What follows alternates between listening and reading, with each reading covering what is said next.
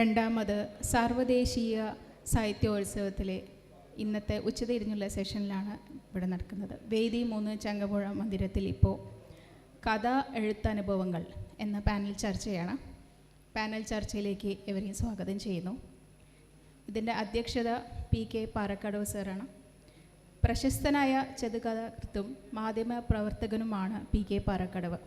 Kerala Sahitya academy സമഗ്ര സംഭാവന പുരസ്കാരം ഉൾപ്പെടെ നിരവധി പുരസ്കാരങ്ങൾ ലഭിച്ചിട്ടുണ്ട്. സാറിനെ ഹാർദവമായി വേദിയിലേക്ക് സ്വാഗതം ചെയ്യുന്നു. ഐസക് ഈപ്പൻ സർ പ്രഭാഷകനും എഴുത്തുകാരനുമാണ്. ഐസക് ഈപ്പൻ അബുദാബി ശക്തി അവാർഡ്, SK പൊറ്റക്കാട് പുരസ്കാരം തുടങ്ങിയ നിരവധി പുരസ്കാരങ്ങൾ നേടിയിട്ടുണ്ട്. സാറിനെ സ്വാഗതം ചെയ്യുന്നു. അജിലേഷ് പച്ചാട് അറിയപ്പെടുന്ന കോളമിസ്റ്റും ചെറുകഥാകൃത്തും നോവലിസ്റ്റുമാണ് അജിലേഷ് പച്ചാട്. കേരള സാഹിത്യ അക്കാദമി ഗീത ഹിരണ്യൻ എൻഡോമെൻറ്റ് അവാർഡ് നേടിയിട്ടുണ്ട്. സാറിനെ സ്വാഗതം ചെയ്യുന്നു. അഖില KS യുവതലമുറയിലെ ചെറുകഥാകൃത്താണ് അഖില KS. അനുകാലികങ്ങളിലെ അഖിലയുടെ കഥകൾ ഏറെ ജനകീയമായിരുന്നു. അഖിലയെ സ്നേഹപൂർവ്വം വേദിയിലേക്ക് സ്വാഗതം ചെയ്യുന്നു. VKK രമേശ് ചെറുകഥാകൃത്ത്, നോവലിസ്റ്റ്, ഹാസ്യ സാഹിത്യകാരൻ എന്നീ നിലകളിൽ പ്രശസ്തനാണ്. VKK രമേശ് ഹാസ്യ സാഹിത്യത്തിനുള്ള കേരള സാഹിത്യ അക്കാദമി പുരസ്കാരം നേടിയിട്ടുണ്ട്. സാറിനെ വേദിയിലേക്ക് ക്ഷണിക്കുന്നു. മൃദുൽ VM യുവ എഴുത്തുകാരിൽ ഏറെ ശ്രദ്ധേയനമായ ചെറുകഥാകൃത്താണ് മൃദുൽ VM. മൃദുലിനെ സ്നേഹത്തോടെ സ്വാഗതം ചെയ്യുന്നു. VH നിഷാദ് മലയാളത്തിലെ യുവകഥാകൃത്തും കോളമിസ്റ്റുമായ VH നിഷാദ് നിരവധി പുരസ്കാരങ്ങൾക്ക് അർഹനാണ്. സാറിനെ സ്വാഗതം ചെയ്യുന്നു. ഈ സെഷനിലേക്ക് എല്ലാവരെയും സ്വാഗതം ചെയ്യുന്നു. എൻ്റെ കൂടെ ഐസക് ഈപ്പൻ, അജേഷ് പച്ചാട്ട്, അഖില KS, VKK Ramesh, Mridul VM, VH Nishad എന്നിവരാണുള്ളത്. ആകെ 90 മിനിറ്റാണുള്ളത്. അതിൽ ഓരോരുത്തരും 10 മിനിറ്റ് വീതം സംസാരിക്കും. അതിനുശേഷമുള്ള സമയം സദസ്സിനുള്ള ചോദ്യങ്ങളും സംവാദവുമായി മാറ്റാമെന്ന് വിചാരിക്കുന്നത്. ഓരോരുത്തർ ഈ 2 മിനിറ്റ് അവർക്ക് വേണ്ടിയിട്ട് മാറ്റിവെച്ചാൽ മതി. 12 മിനിറ്റ് ഉണ്ടാവുക. ഞാൻ തന്നെ അധികം ആമുഖമായി പറഞ്ഞ് സമയം കളയുന്നില്ല.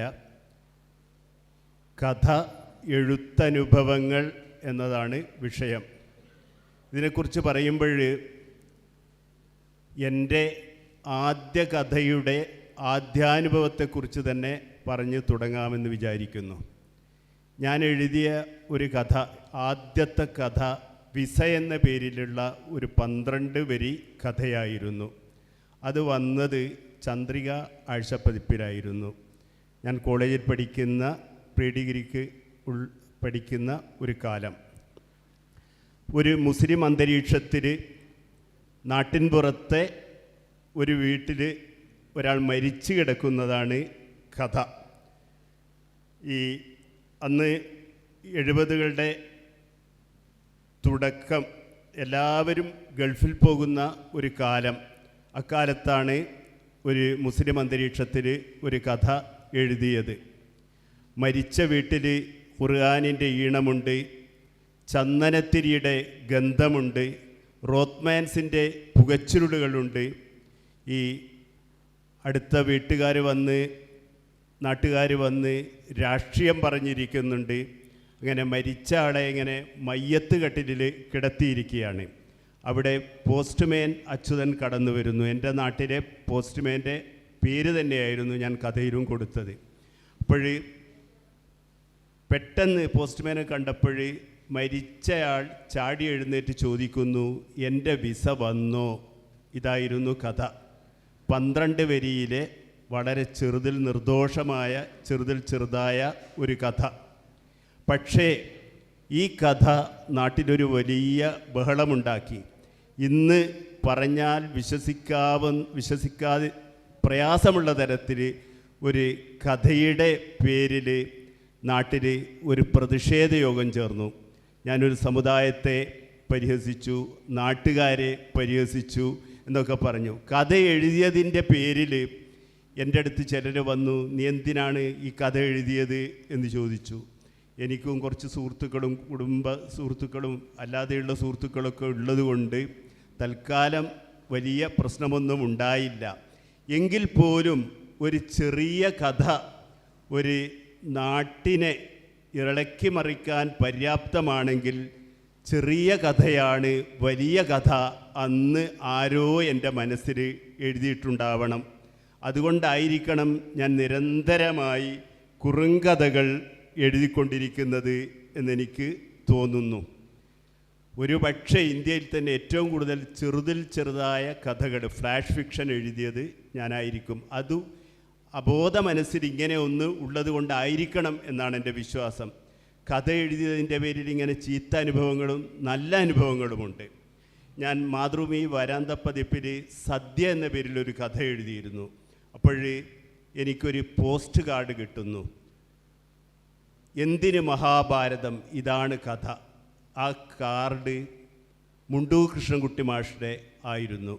അപ്പോൾ പിൽക്കാലത്ത് DC ബുക്സ് എൻ്റെ തിരഞ്ഞെടുത്ത കഥകൾ പ്രസിദ്ധീകരിച്ചപ്പോഴും അതിനൊരു ആമുഖം എഴുതണമെന്ന് പറഞ്ഞപ്പോൾ ഞാൻ പറഞ്ഞു, ഒരു ആമുഖവും ആവശ്യമില്ല, മുണ്ടൂർ കൃഷ്ണൻകുട്ടി മാഷുടെ ഈ കത്ത് അതേ കൈപ്പടയിൽ അതിന് ആദ്യ പേജിൽ കൊടുത്താൽ മതി എന്ന്.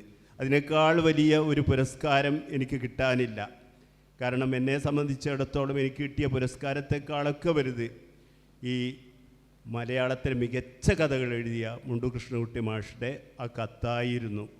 അങ്ങനെയുള്ള അനുഭവങ്ങളും എന്നെ സംബന്ധിച്ചിടത്തോളം ഉണ്ട്. 10 മിനിറ്റായോ? പിന്നെ ഞാൻ തന്നെ പാലിക്കണമല്ലോ.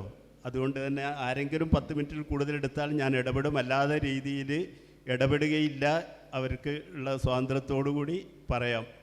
പിന്നെ ഈ അതുപോലെ തന്നെ SMS-ഉം ഈ വാട്സാപ്പും ഒന്നും ഇല്ലാത്തൊരു കാലഘട്ടത്തിലായിരുന്നു ഞാനും ഐസക്കീപ്പനൊക്കെ ആയിരിക്കും. ഇതിന് ബാക്കിയൊക്കെ പുതിയ തലമുറയിൽപ്പെട്ടവരാണ്. കഥകൾ എഴുതി തുടങ്ങിയത്. അക്ഷമൂർത്തി ഇവിടെ ഇരിക്കുന്നുണ്ട്. ഒരുപാട് അനുഭവങ്ങൾ ഇതിന് കൂടുതലുണ്ടാവും. ആ ഒരു കാലത്ത് വായനക്കാരുടെ കത്തുകൾ, എഴുത്തുകാരനെ തേടി വരുന്ന കത്തുകളായിരുന്നു എഴുത്തുകാരനെ സംബന്ധിച്ചിടത്തോളം, ഒരു കഥ എഴുതുന്ന ആളെ സംബന്ധിച്ചിടത്തോളം വലിയ പ്രാധാന്യമുള്ള ഒരനുഭവമായി മാറുന്നത് എന്നെനിക്ക് തോന്നുന്നു. ആ കണക്കിൽ എനിക്ക് ഭാഗ്യമുണ്ട്. കാരണം എൻ്റെ അടുത്ത് 1-2 ഫയലുകളിൽ നിത്യചൈതന്യ യതി മുതൽ മദിരാശിയിലെ ഒരു ബാർവാലിയായി ജോലി ചെയ്യുന്ന ഒരു കുട്ടി വരെ എഴുതിയ കത്തുകളാണ് എനിക്ക് വലിയൊരു നിധി പോലെ ഞാൻ ഇന്നും സൂക്ഷിക്കുന്നത്. അതും എൻ്റെ ഒരു കഥയുടെ അനുഭവമാണ്. ഇങ്ങനെ നല്ലതും ചീത്തയുമായ ഒരുപാട് അനുഭവങ്ങൾ. ഞാൻ ഈ ചെറിയ കഥകൾ എഴുതുമ്പോൾ എന്നെ നിരുത്സാഹപ്പെടുത്തിയത് ചില്ലറക്കാരൊന്നുമല്ല. OV വിജയനും അതുപോലെ തന്നെ പുനത്തിൽ കുഞ്ഞബ്ദുള്ളയുമായി വ്യക്തിപരമായി ഏറെ ബന്ധം പുലർത്തിയ ഒരാളായിരുന്നു ഞാൻ. വിജയൻ്റെ ഒരുപാട് കത്തുകൾ എൻ്റെ അടുത്തുണ്ട്. ഇപ്പോഴും മലയാളത്തിലെ വലിയ എഴുത്തുകാരൻ, ഏറ്റവും മികച്ച എഴുത്തുകാരുടെ കൂട്ടത്തിൽ എൻ്റെ മനസ്സിൽ ഉള്ളത് OV വിജയനാണ്. പക്ഷേ വിജയൻ തന്നെ എന്നോട് പറഞ്ഞിട്ടുണ്ട്, എനിക്ക് എഴുതിയിട്ടുണ്ട്, ഇത് ഒരു കെണിയാണ് മിനിക്കഥ എന്ന് പറയുന്നത്, അതിലകപ്പെട്ടു പോയാൽ വലിയ പ്രശ്നമാണ് എന്ന്. അതുപോലെ പുനത്തിൽ കുഞ്ഞബ്ദുള്ളയും എന്നോട് പറഞ്ഞിട്ടുണ്ട്, വലിയ ക്യാൻവാസിൽ ഇത് എഴുതിയാൽ എവിടെ എത്തില്ല എന്നുള്ളത്. പക്ഷേ എന്തുകൊണ്ടോ ഞാൻ ഏറെ ബഹുമാനിക്കുന്ന, വലിയ ആരാധനയോടെ കാണുന്ന എഴുത്തുകാരുടെ വാക്കുകൾ ഞാൻ സ്വീകരിച്ചിട്ടില്ല. ചില കുരുത്തക്കേടുകളൊക്കെ നമ്മളും ചെയ്യണമല്ലോ. അപ്പോൾ പിന്നീട് എന്തുകൊണ്ടോ ഈ ചെറിയ കഥകൾക്ക് വലിയ കഥകൾ പോലെ തന്നെ സ്വീകരിക്കപ്പെട്ടതാണ് അനുഭവം. പാഠപുസ്തകങ്ങളിൽ വന്നു, പുരസ്കാരങ്ങൾക്ക് വേണ്ടി തിരഞ്ഞെടുക്കപ്പെട്ടു. ഇതൊക്കെ പറയുമ്പോൾ നമ്മൾക്ക് ഒരു ചില ധാരണകളുണ്ട് മലയാളിയെ സംബന്ധിച്ചിടത്തോളം. വലുതിനോടുള്ള അമിതമായ വല്ലാത്തൊരു ആർത്തി, വലിയ ആൾ, വലിയ കാറ്, വലിയ വീട് എന്നാണ് നമ്മൾ പൊതുവേ പറയുക. പക്ഷെ അമേരിക്കയിൽ ഒറ്റ വരി മാത്രം കഥകൾ എഴുതിയ മാൻ ബുക്കർ പ്രൈസ് നേടിയ ഒരു എഴുത്തുകാരിയുണ്ട്, ലിഡിയ ഡേവിസ്. ഏറി വന്നാൽ ഒരു പാരഗ്രാഫ്. നമ്മൾക്കൊരു ചെറിയ കഥ എഴുതുന്ന ആൾക്ക് മാൻ ബുക്കർ പ്രൈസ് പോയിട്ട് ഒരു വയലാർ അവാർഡ് കിട്ടിയാലേ നമ്മൾ ബോധം കെട്ട് വീഴും. കാരണം മലയാളിയുടെ ശീലം അതാണ്. മറ്റേതിനെ ചുരുക്കി തള്ളിപ്പറയുകയല്ല. കാരണം ഞാൻ വളർന്നതും എനിക്ക് അധ്യാപകർ എടുത്തു തന്നതൊക്കെ ക്ലാസിക് കൃതികൾ വായിച്ചിട്ട് തന്നെ വളർന്ന ഒരാളാണ്. ഇപ്പോഴും ഈ കോവിഡ് കാലത്ത് ഞാൻ എഴുതുകയുണ്ടായി. ഞാൻ ഏറ്റവും കൂടുതൽ വായിച്ചത് ഈ അന്നത്തെ ബംഗാളിലെ വിവർത്തന ഗ്രന്ഥങ്ങളൊക്കെ ആയിരുന്നു. അതിൻ്റെ മഹത്വം പറഞ്ഞുകൊണ്ട് തന്നെ എന്തുകൊണ്ടോ എൻ്റേതായ ഒരു പാത വെട്ടി സഞ്ചരിക്കാനാണ് എനിക്ക് തോന്നിയത്. അതിലെ അനുഭവങ്ങളെക്കുറിച്ചാണ് ഞാൻ പറഞ്ഞത്. ഞാൻ തന്നെ അധികം സമയമെടുക്കുന്നില്ല. ഇനി നിങ്ങളോട് ഐസക് ഈപ്പൻ സംസാരിക്കും. Thank you. പാറക്കാട് സ്റ്റേഡിയത്തിലെ ഓട്ട മത്സരത്തിനിരിക്കുന്ന മാനസികാവസ്ഥയിലാണ് ഇതിവിടെ മുന്നേ കൊണ്ട് വെച്ചേക്കുന്നുണ്ട്. സ്റ്റോപ്പ് വാച്ച് വെച്ച് പ്രസംഗിക്കുന്നത് ജീവിതത്തിൽ ആദ്യമായിട്ടാണ് ഒരു സ്റ്റോപ്പ് വാച്ചിൻ്റെ മുമ്പിൽ നിന്നുകൊണ്ട് പ്രസംഗിക്കുന്നത്. അതും ഒരു അനുഭവമാണ്. എഴുത്ത് അനുഭവങ്ങളെക്കുറിച്ച് പറഞ്ഞാൽ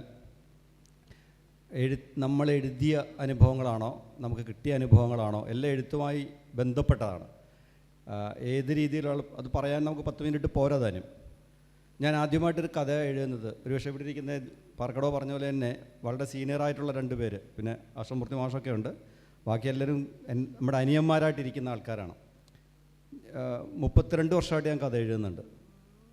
ആദ്യത്തെ കഥ ദേശാഭിമാനി വാരികയിൽ 93 വരുന്നത്. 93 ചരിത്രപരമായ പ്രത്യേകതകളാണ്. കാരണം 92 ഡിസംബറിലാണ് ബാബറി മസ്ജിദ് തകരുന്നത്. ഡിസംബർ 6-ാം തീയതി. എൻ്റെ ആദ്യത്തെ കഥ ബാബറി മസ്ജിദാണ്. യഥാർത്ഥത്തിൽ ബാബറി മസ്ജിദുമായി ബന്ധപ്പെട്ടുണ്ടായ ഒരു വിഷയമാണ് ദേശാഭിമാനി വാരികയിൽ 93 ഫെബ്രുവരിയിൽ ഒരു 2 മാസത്തിനുള്ളിൽ തന്നെ അത് കഥയായി വരികയാണ് ചെയ്തത്. ഞാൻ പറഞ്ഞതെന്ന് വെച്ചാൽ അത് രാഷ്ട്രീയ കഥയായിരുന്നു. പിന്നീട് അങ്ങോട്ട് നിരന്തരമായി രാഷ്ട്രീയമായ കഥകൾ ഒരുപാട് എഴുതാൻ കഴിഞ്ഞിട്ടുള്ള ഒരാളാണ് ഞാൻ. അതിനോടൊപ്പം തന്നെ എല്ലാ വിഷയങ്ങളും ഒരു എഴുത്തുകാർ, ലോകത്തെമ്പാടുള്ള എഴുത്തുകാർ കൈകാര്യം ചെയ്തിട്ടുള്ള വിഷയങ്ങളെല്ലാം തന്നെ മനുഷ്യജീവിതത്തെ സംബന്ധിക്കുന്ന പ്രണയത്തെ പോലുള്ള എല്ലാ വിഷയങ്ങളും ഞാൻ എഴുതിയിട്ടുണ്ട്. പല രീതിയിലുള്ള റെസ്പോൺസുകൾ ഉണ്ടായിട്ടുണ്ട്. ഇപ്പം സോളമനും കമ്പ്യൂട്ടർ എന്നുള്ളൊരു കഥ പെട്ടെന്ന് ഓർമ്മ വരുന്നത് മാതൃഭൂമി ആഴ്ചപ്പതിപ്പിലാണ് ആ കഥ വരുന്നത്. 97 എൻ്റെ ഓർമ്മ. അന്ന് കമ്പ്യൂട്ടർ വ്യാപകമല്ല. ഇപ്പോൾ കമ്പ്യൂട്ടർ വളരെ വ്യാപകമായി ഉപയോഗിക്കുന്ന ഒരു കാലഘട്ടത്തിൽ നിന്നുകൊണ്ട് നമുക്ക് തിരിഞ്ഞു നോക്കുമ്പോൾ അന്നത്തെ അവസ്ഥ തിരിച്ചറിയാൻ പോലെയുള്ളൂ. കാരണം അതേസമയം കമ്പ്യൂട്ടർ സെൻറ്ററുകൾ ധാരാളമായിട്ടുണ്ട്. ആൾക്കാർ കമ്പ്യൂട്ടർ പഠിക്കാൻ പോകുന്നൊരു കാലഘട്ടമാണ്. സോളമനും കമ്പ്യൂട്ടർ എന്നുള്ള കഥയിൽ ഞാൻ പറയാൻ ശ്രമിച്ചത് കമ്പ്യൂട്ടറിനെ അമിതമായി ആശ്രയിക്കുന്ന ഒരു തലമുറയെക്കുറിച്ചും അങ്ങനെ വരുമ്പോൾ സ്വാഭാവികമായ അവരുടെ ഐക്യു നഷ്ടപ്പെട്ടു പോകുന്നതും ബേസ് ചെയ്തൊരു കഥയായിരുന്നു ആ കഥ. അന്ന് സോഷ്യൽ മീഡിയ ഇല്ലായിരുന്നൊരു കാലഘട്ടത്തിൽ അദ്ദേഹം നേരത്തെ സൂചിപ്പിച്ചതുപോലെ നമുക്ക് റെസ്പോൺസ് അറിയാനുള്ള ഒരു മാർഗം എന്ന് പറഞ്ഞാൽ പത്രാധിപർക്ക് അയക്കുന്ന കത്തുകളോ നമുക്ക് നേരിട്ട് അയക്കുന്ന കത്തുകളോ ആണ്. ഈ 2 മാർഗങ്ങളിലൂടെ മാത്രമേ നമുക്ക് വിവരങ്ങൾ അറിയുള്ളൂ. അപൂർവമായിട്ടെങ്കിലും ചില ആൾക്കാർ, ഇപ്പം മാതൃഭൂമിയിലൊക്കെ എനിക്കറിയാം, ടി ബാലകൃഷ്ണനൊക്കെ എഡിറ്ററായിരുന്ന സമയത്ത് അദ്ദേഹം കഥയെ സംബന്ധിച്ച് വരുന്ന കത്തുകളെല്ലാം കൂടെ 1-2 ആഴ്ച ആകുമ്പോൾ കുറേ കത്തുകളുണ്ടാവും. അതെല്ലാം കൂടി ഒരു കവറാക്കി അയച്ചു തരും. ആ കത്തുകളൊക്കെ ഇപ്പോഴും ഞാൻ സൂക്ഷിച്ച് വെച്ചിട്ടുണ്ട്. അങ്ങനെ കത്തുകൾ വരിക എന്നുള്ളതല്ലാതെ ഇത് എന്തായിരുന്നു ഈ കഥ, ഇത് ജനം ഇഷ്ടപ്പെട്ടോ എന്നറിയാൻ വേറെ മാർഗ്ഗമില്ല. പിന്നെ പലരും നേരിട്ട് കാണുമ്പം പറയുക, അല്ലെങ്കിൽ ഫോൺ വിളിച്ച് പറയുക, ഇതൊക്കെ മാത്രമേ ഉള്ളൂ. ഇപ്പം അങ്ങനെയല്ല, സോഷ്യൽ മീഡിയ വന്നതുകൊണ്ട് വലിയ പെട്ടെന്ന് തന്നെ ഞങ്ങൾക്ക് റെസ്പോൺസ് അറിയാം. അങ്ങനെ വന്ന കൂട്ടത്തിൽ സോളമനും കമ്പ്യൂട്ടറും ഞാൻ ഓർക്കാൻ കാരണം, മാതൃഭൂമിയിലെ കഥ വന്ന് കഴിഞ്ഞ് എനിക്ക് ഒരു 8 കത്തുകൾ മാതൃഭൂമിയിൽ തന്നെ അയച്ചു തന്നു അവിടെ വന്നത്. അതിൽ 1-2 കത്തുകൾ നല്ല ഒന്നാന്തരം തെറിയായിരുന്നു. അങ്ങനെ അനുഭവമുണ്ട്. കാരണം കമ്പ്യൂട്ടർ ഉപയോഗിക്കുന്ന ആൾക്ക് ഒരിക്കലും അത് കമ്പ്യൂട്ടർ സെൻറ്ററുകാർക്ക് ഒരു അസോസിയേഷൻ ഉണ്ട്, കമ്പ്യൂട്ടർ സെൻറ്ററുകളുടെ ഒരു അസോസിയേഷൻ ഉണ്ട്. ആ അസോസിയേഷൻ്റെ സെക്രട്ടറിയാണ് അന്നത് എഴുതിയത്. അദ്ദേഹത്തിന് വലിയ പ്രശ്നമായത്. കാരണം കമ്പ്യൂട്ടർ സെൻറ്ററിലേക്ക് കുട്ടികൾ വരാതാകും ഈ കഥ വായിച്ചിട്ട്, അവരുടെ ഐക്യു നഷ്ടപ്പെട്ടു പോകുമെന്ന് ഞാൻ ആ കഥയിൽ സൂചിപ്പിച്ചിട്ടുണ്ട്.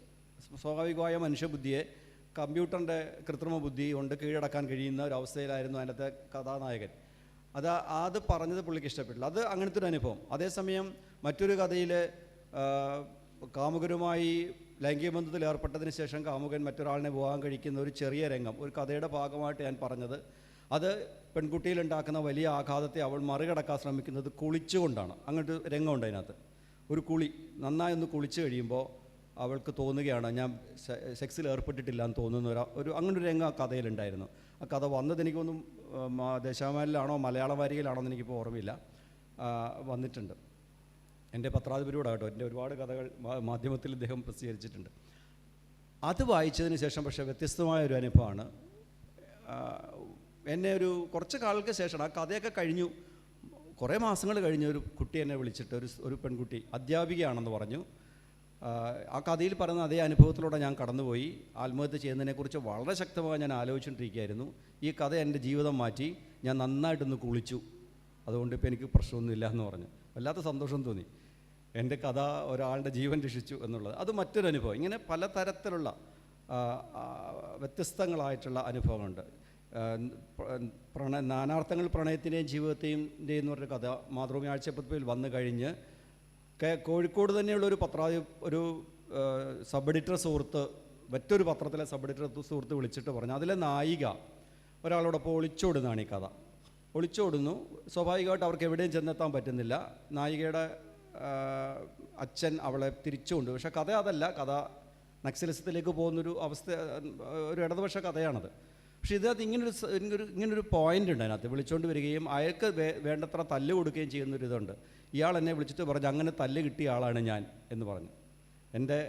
ഞാനൊരു കാമുകിയുമായിട്ട് ഒളിച്ചോടി പോവുകയും അവിടെ അച്ഛൻ അവളെ വിളിച്ചുകൊണ്ട് പോകുന്നു. വിളിച്ചുകൊണ്ടങ്ങ് പോയിരുന്ന കുഴപ്പമില്ലായിരുന്നു, എന്നെ തല്ലിയിട്ടും കൂടെ പോയത്. നിങ്ങളുടെ കഥ എനിക്കത് പഴയ ഓർമ്മയുണ്ടാക്കിയെന്ന് പറഞ്ഞു. അപ്പം ഇങ്ങനെ നമ്മളറിയാതെ നമ്മളുടെ കഥകൾ പല തലങ്ങളിൽ പ്രതിഫലിപ്പിക്കുന്നുണ്ട്. പലരുടെ ജീവിതത്തിൽ അത് ആകുന്നുണ്ട്. ഇത് വ്യക്തിപരമായ അനുഭവമാണ്. ഇപ്പം റൊണാൾഡ് ബാർത്ത് പറയുന്ന അദ്ദേഹത്തിൻ്റെ ഒരു എസ്സേ തന്നെയാണ് ഡെത്ത് ഓഫ് ദി ഓതർ എന്ന് പറയുന്നത്. എഴുത്തുകാരൻ എഴുത്ത് കഴിഞ്ഞാൽ മരിച്ചുപോയി എന്നുള്ളതാണ്. പിന്നെ അത് വായനക്കാരനെ വിട്ടുകൊടുക്കുക എന്നുള്ളത് മാത്രമേ ഉള്ളൂ. പിന്നീടുള്ള എൻ്റെ ഒരുപാട് കഥകളിൽ രാഷ്ട്രീയമാണ് ഞാൻ എഴുതാൻ ശ്രമിച്ചിട്ടുള്ളത്. ഇപ്പോൾ ലാസ്റ്റിൽ എഴുതിയ സർട്ടോ എലിയോസ് ഉൾപ്പെടെയുള്ള എല്ലാ കഥകളിലും, ഇപ്പം ജോനാഥാൻ ഡോളിമോറും പിന്നെ അലൻ സിൻഫീൽഡും കൂടെ ചേർന്ന് എഴുതിയ അതിമനോഹരമായ പുസ്തകമാണ്. പക്ഷേ നിങ്ങൾ പലരും കേട്ടിട്ടുണ്ടാവും പൊളിറ്റിക്കൽ ഷേക്സ്പിയർ എന്നുള്ള പുസ്തകം. പൊളിറ്റിക്കൽ ഷേക്സ്പിയറിനകത്ത് ഷേക്സ്പിയറിൻ്റെ എഴുത്ത് ജീവിതത്തിലെ രാഷ്ട്രീയം തിരയുവാണ്. നമ്മൾ കോളേജുകളിലും മറ്റും ധാരാളമായി പഠിച്ചിട്ടുള്ളതാണ് ഷേക്സ്പിയർ നാടകങ്ങളിൽ നമ്മൾ കാണാതെ, നമ്മൾ ട്രാജഡിയെന്നോ കോമഡിയെന്നോ ട്രാജി കോമഡി എന്നൊക്കെ പറഞ്ഞ് മാറ്റുന്ന സാധനങ്ങളിൽ നിന്നും ആ കാലഘട്ടത്തിൻ്റെ രാഷ്ട്രീയം തികയാണ് യഥാർത്ഥത്തിൽ ഡോളിമോറും സിൻഫീൽഡും കൂടെ ചേർന്ന്. ഇത് എഴുത്തിൻ്റെ പ്രത്യേകതയാണ്. എഴുത്തിനകത്ത് നിങ്ങൾ എന്തെഴുതിയാലും പ്രണയമുണ്ടെന്നുള്ള കണ്ടുപിടുത്തം ഞാൻ ചെയ്തതല്ല. പക്ഷേ എൻ്റെ എഴുത്തിൽ കഴിഞ്ഞൊരു 1-2 വർഷമായിട്ട് എൻ്റെ എഴുത്ത് ജീവിതം ഇങ്ങനെയാണ്. ഒരുപാട് കഥകളിൽ അറിയാതെ രാഷ്ട്രീയം കയറി വരുന്നുണ്ട്. അതിൻ്റെ ശരിതെറ്റുകളെക്കുറിച്ച് തൽക്കാലം ഞാൻ ആലോചിക്കുന്നില്ല. കാരണം ഇപ്പോൾ കൾച്ചറൽ മെറ്റീരിയൽസ് എന്ന് പറയുന്ന ആശയം റേമൺ വില്യംസിൻ്റെ ആണ്. അദ്ദേഹം പറയുന്നൊരു ആശയം, നിങ്ങൾ ജീവിതത്തിൽ എന്ത് ചെയ്താലും, അത് എഴുത്താവാം, പ്രസംഗമാവാം, അല്ലെങ്കിൽ നിങ്ങൾ ഡാൻസ് കളിക്കുകയാവാം, നിങ്ങൾ എന്ത് ചെയ്താലും അതിനകത്തൊരു രാഷ്ട്രീയമുണ്ടെന്നാണ്. രാഷ്ട്രീയത്തിൽ നിന്ന് ഒഴിഞ്ഞു മാറി നിങ്ങൾക്ക് ജീവിക്കാൻ കഴിയില്ല. ഇത് 100% ശരിയാണെന്ന് എഴുത്തുകാരൻ നിലയിൽ കഴിഞ്ഞൊരു 10 വർഷമായിട്ട് എനിക്ക്, അല്ലെങ്കിൽ 10-15 വർഷമായിട്ട് എനിക്ക് തോന്നുന്നുണ്ട്. എന്തിനെക്കുറിച്ച് എഴുതുമ്പോഴും അതിനകത്ത് രാഷ്ട്രീയം കയറി വരുന്നു. അത് ഒരു പോരായ്മയാണോ എന്താണോ എനിക്കറിയത്തില്ല. ന്യൂ ഹിസ്റ്റോറിസിസത്തിൻ്റെ ഒക്കെ പുതിയൊരാശയം, ചരിത്രത്തെ ഒഴിവാക്കിക്കൊണ്ട്, സമകാലികമായ ജീവിതത്തെ ഒഴിവാക്കിക്കൊണ്ട്, അതിൻ്റെ രാഷ്ട്രീയത്തെ ഒഴിവാക്കിക്കൊണ്ട് പ്രണയം പോലും പറയാൻ കഴിയുന്നില്ല എന്നുള്ളതാണ് എൻ്റെ ഒരു അനുഭവം. എൻ്റെ എഴുത്തനുഭവം അങ്ങനെയാണ്. കഴിഞ്ഞ കുറച്ച് കാലങ്ങളായി അതുകൊണ്ട് ഞാൻ ഇപ്പോൾ എഴുത്ത് വളരെ കുറച്ചൊരാളാണ്. ഒരു കാലത്ത് ഒരേ സമയം ഒരു മാസം 4 കഥകൾ, ഒരു പക്ഷേ ഞാൻ പോലും ഇപ്പം ചിന്തിച്ചിട്ട് വിശ്വസിക്കുന്നില്ല, ഒരേ സമയം മാതൃഭൂമിയിലും മാധ്യമത്തിലും കലാകൗമുദിയിലും ഒക്കെ കഥകൾ വന്നിട്ടുണ്ട് ഒരേ സമയം തന്നെ. അത് ഒറ്റ ആഴ്ച കൊണ്ടൊരു കഥ എഴുതാൻ പറ്റുമായിരുന്നു, അല്ലെങ്കിൽ ഒരു 3 ദിവസം കൊണ്ട് കഥ എഴുതാൻ പറ്റുമായിരുന്നു. എഴുത്തിന് കാണുന്ന മുഴുവൻ മനുഷ്യരും കഥാപാത്രങ്ങളായി തോന്നുന്നൊരു കാലമുണ്ട്. ഒരു പക്ഷേ ഇവരുടെയൊക്കെ ഒരു പക്ഷേ ഈ ഇരിക്കുന്ന ആൾക്കാരുടെയൊക്കെ ജീവിതാനുഭവം അങ്ങനെ ആയിരിക്കും. ഒരു കാലം അങ്ങനെയാണ്. നമ്മളുടെ ആ യാത്ര പോകുമ്പോൾ എഴുത്തുകാരെ നമ്മുടെ കഥാപാത്രങ്ങളെ കണ്ടുമുട്ടും. ട്രെയിനിൽ യാത്ര ചെയ്യുമ്പോൾ, ബസ്സിൽ യാത്ര ചെയ്യുമ്പോൾ, തെരുവിലൂടെ നടക്കുമ്പോൾ ഒക്കെ നമുക്ക് കണ്ടുമുട്ടുന്ന പല മനുഷ്യരുടെയും ജീവിതം നമ്മളിലേക്ക് വരികയും ഇവരൊക്കെ കഥാപാത്രങ്ങളായി മാറുകയും ചെയ്യുന്നൊരവസ്ഥയുണ്ട്. പെട്ടെന്ന് പോയി ഒറ്റ രാത്രിയോടെ ഒഴുകിയ, ഞാൻ ഡൽഹിയിലായിരുന്നു ആദ്യത്തെ കുറേ വർഷം. ഞാൻ സിവിൽ സർവീസുമായി ബന്ധപ്പെട്ട് ജോലി ചെയ്തുകൊണ്ടിരുന്ന ആളാണ്. ഡൽഹിയിലൊക്കെ ആയിരുന്ന കാലഘട്ടത്തിൽ എനിക്ക് തോന്നുന്നു ഒരു 2 ദിവസം കൂടുമ്പോൾ ഒരു കഥ എഴുതും. വേറെ പ്രത്യേകിച്ച് പണിയൊന്നുമില്ല, എഴുത്ത് തന്നെയാണ്. അത് കലാമതി കഴിക്കും. അന്ന് കലാമതി അണച്ചോടെ അല്ലെങ്കിൽ മാതൃഭൂമി കഴിക്കും. അത് ഒരു സാധാരണ 2-3 ആഴ്ച കഴിയുമ്പോൾ വരും. അത് വരുന്നതിന് മുമ്പ് തന്നെ അവിടെ വേറെ കഥ കിട്ടിയിട്ടുണ്ടാവും. എത്ര കഥ എഴുതിയെന്നപ്പോൾ ഇപ്പോൾ എന്നോട് ചോദിച്ചാൽ എനിക്ക് തന്നെ അറിയില്ല. എങ്ങനെയായാലും ഒരു 200, 220, 250 കഥയ്ക്ക് ഞാൻ എഴുതിയിട്ടുണ്ടാവും. അതിൻ്റെ എത്രയോ ഇരട്ടി എഴുതി വേണ്ടെന്ന് വെച്ചിട്ടുണ്ടാവും. ഞാൻ പ്രസിദ്ധീകരിച്ച കഥകളുടെ കാര്യമാണ് പറഞ്ഞു. അങ്ങനെ എഴുതുന്ന ഒരു കാലമുണ്ട്. വളരെ പ്രോളിഫിക്കായിട്ടുള്ള എഴുത്തിൻ്റെ ഒരു കാലഘട്ടം കഴിഞ്ഞു പോവുകയും അതിനുശേഷം വളരെ സൂക്ഷ്മതയോടുകൂടി എഴുതാൻ തുടങ്ങുമ്പോൾ ചെയ്യുമ്പോൾ ജീവിതത്തെ സംബന്ധിച്ച് എന്ത് എഴുതുമ്പോഴും അതിനകത്ത് ഈ പറയുന്ന രാഷ്ട്രീയ എഴുത്തുകൾ കടന്നുകൂടുകയും ചെയ്തൊരു എഴുത്തുകാരനാണ് ഞാൻ. അപ്പം അതിൽ നിന്നും ഒരു മോചനമില്ലാത്ത രീതിയിൽ അതാണ് വേണ്ടതെന്ന് അതാണ് ഞാൻ നേരത്തെ പറഞ്ഞ ഗ്രീൻ ബ്ലാറ്റിനെ പോലുള്ള ആൾക്കാർ, അതാണ് ന്യൂ ഹിസ്റ്റോറിസിസത്തിൻ്റെ ആൾക്കാർ. നിങ്ങൾക്ക് ചരിത്രത്തിൽ നിന്ന്, നിങ്ങളുടെ കാലഘട്ടത്തിൽ നിന്ന്, ആ കാലഘട്ടത്തിൻ്റെ നെറുകേടുകളിൽ നിന്ന്, അതിൻ്റെ പ്രശ്നങ്ങളിൽ നിന്ന് ഒഴിഞ്ഞു മാറി പ്രണയം പറയാൻ പറ്റില്ല എന്ന് പറയുന്നുണ്ട്. അതിനെക്കുറിച്ച് അതിൽ നിന്നും മാറി നിന്നുകൊണ്ട് ജീവിതത്തിൻ്റെ ഒന്നും നിങ്ങൾക്ക് പറയാൻ പറ്റില്ല. ഇത് അനുഭവിക്കുന്നത് ഈ അടുത്ത കാലത്തായിട്ട് എഴുത്ത് കുറഞ്ഞു വരുമ്പോഴാണ്. സൂക്ഷ്മമായ എഴുത്തിലേക്ക്, വളരെ സ്ഥൂലമായ ഒരവസ്ഥയിൽ നിന്ന് സൂക്ഷ്മ എഴുത്തിലേക്ക് വന്ന ഒരു എഴുത്തുകാരനാണ് ഞാൻ. അതുകൊണ്ട് ഇപ്പം വർഷത്തിലൊരിക്കലും ഒരു കഥ എഴുതാറുള്ളൂ. ഇപ്പോൾ അതാണ് എൻ്റെ അവസ്ഥ. വർഷത്തിലൊരിക്കലും. ഇപ്പോൾ മാതൃഭൂമി കഴിഞ്ഞ വർഷമാണ് എൻ്റെ ഒരു കഥ വന്നത്. അതിനുശേഷം ഇപ്പോൾ ഒരു കഥ എഴുതി തീർന്നിട്ട് ദേശാമാനി വാരികയിലായിട്ട് കൊടുത്തിട്ടുണ്ട്. അത് അറിയില്ല, 1-2 മാസത്തിനുള്ളിൽ ഒരു വിഷയം വന്നേക്കാം.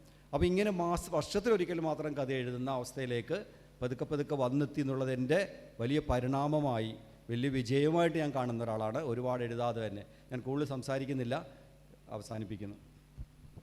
അടുത്ത് VH നിഷാദ് നമ്മളോട് സംസാരിക്കും.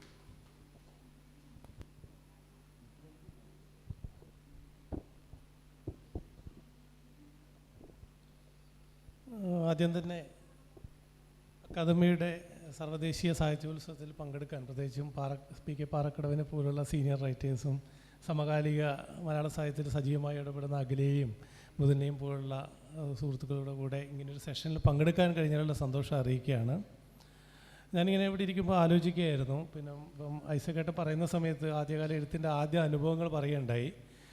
ഞാനിങ്ങനെ സംസാരിക്കാൻ തുടങ്ങുമ്പോഴാണ് ഇവിടെ അഷ്ടമൂർത്തി സാറിനെ മുന്നിൽ കണ്ടത്. ഞാൻ എഴുതി തുടങ്ങുന്നത് 1996 മാതൃഭൂമി ആഴ്ചപ്പതിപ്പിലെ ബാലപംക്തിയിലാണ്. അപ്പം 96 എഴുതി തുടങ്ങി സജീവമായി ബാലപംക്തികളൊക്കെ എഴുതി കഴിഞ്ഞ് ഒരു 2 വർഷം കഴിഞ്ഞപ്പോൾ 98 തോന്നുന്നു തൃശ്ശൂർ വെച്ച് തന്നെ അങ്കണം സാംസ്കാരിക വേദി ഒരു സാഹിത്യ ക്യാമ്പ് നടത്തുകയുണ്ടായി. അപ്പോൾ ആ ക്യാമ്പിൽ ഇങ്ങനെ പിന്നെ MD വാസുദേവൻ നായരെ പോലുള്ള ആളുകൾ വരുന്നു, അഷ്ടമൂർത്തി സാറിനെ പോലുള്ള എഴുത്തുകാർ വരുന്നു. ഇവരൊക്കെ വരുന്ന സമയത്ത് പുതിയൊരു എഴുത്തുകാരെന്ന നിലയിൽ നമ്മളെ ആരും വായിക്കുന്നുണ്ടോ എന്ന കൗതുകത്തോടുകൂടി ഇരിക്കുന്ന സമയത്ത് അഷ്ടമൂർത്തി സാർ ക്യാമ്പിൽ വന്നിട്ട് ഞങ്ങളോട് പറഞ്ഞത്, ഞാൻ പുതിയ വായനയൊന്നും എനിക്കില്ല, നിങ്ങളെയൊന്നും അറിയില്ല എന്നൊക്കെ പറഞ്ഞിട്ട് ഇങ്ങനെ ഇരിക്കുന്ന സമയത്ത് ഞാൻ ഓട്ടോഗ്രാഫ് വാങ്ങാൻ അദ്ദേഹത്തിൻ്റെ അടുത്ത് പോയി. സാറ് ഓർമ്മയുണ്ടോ എന്ന് എനിക്കറിയില്ല.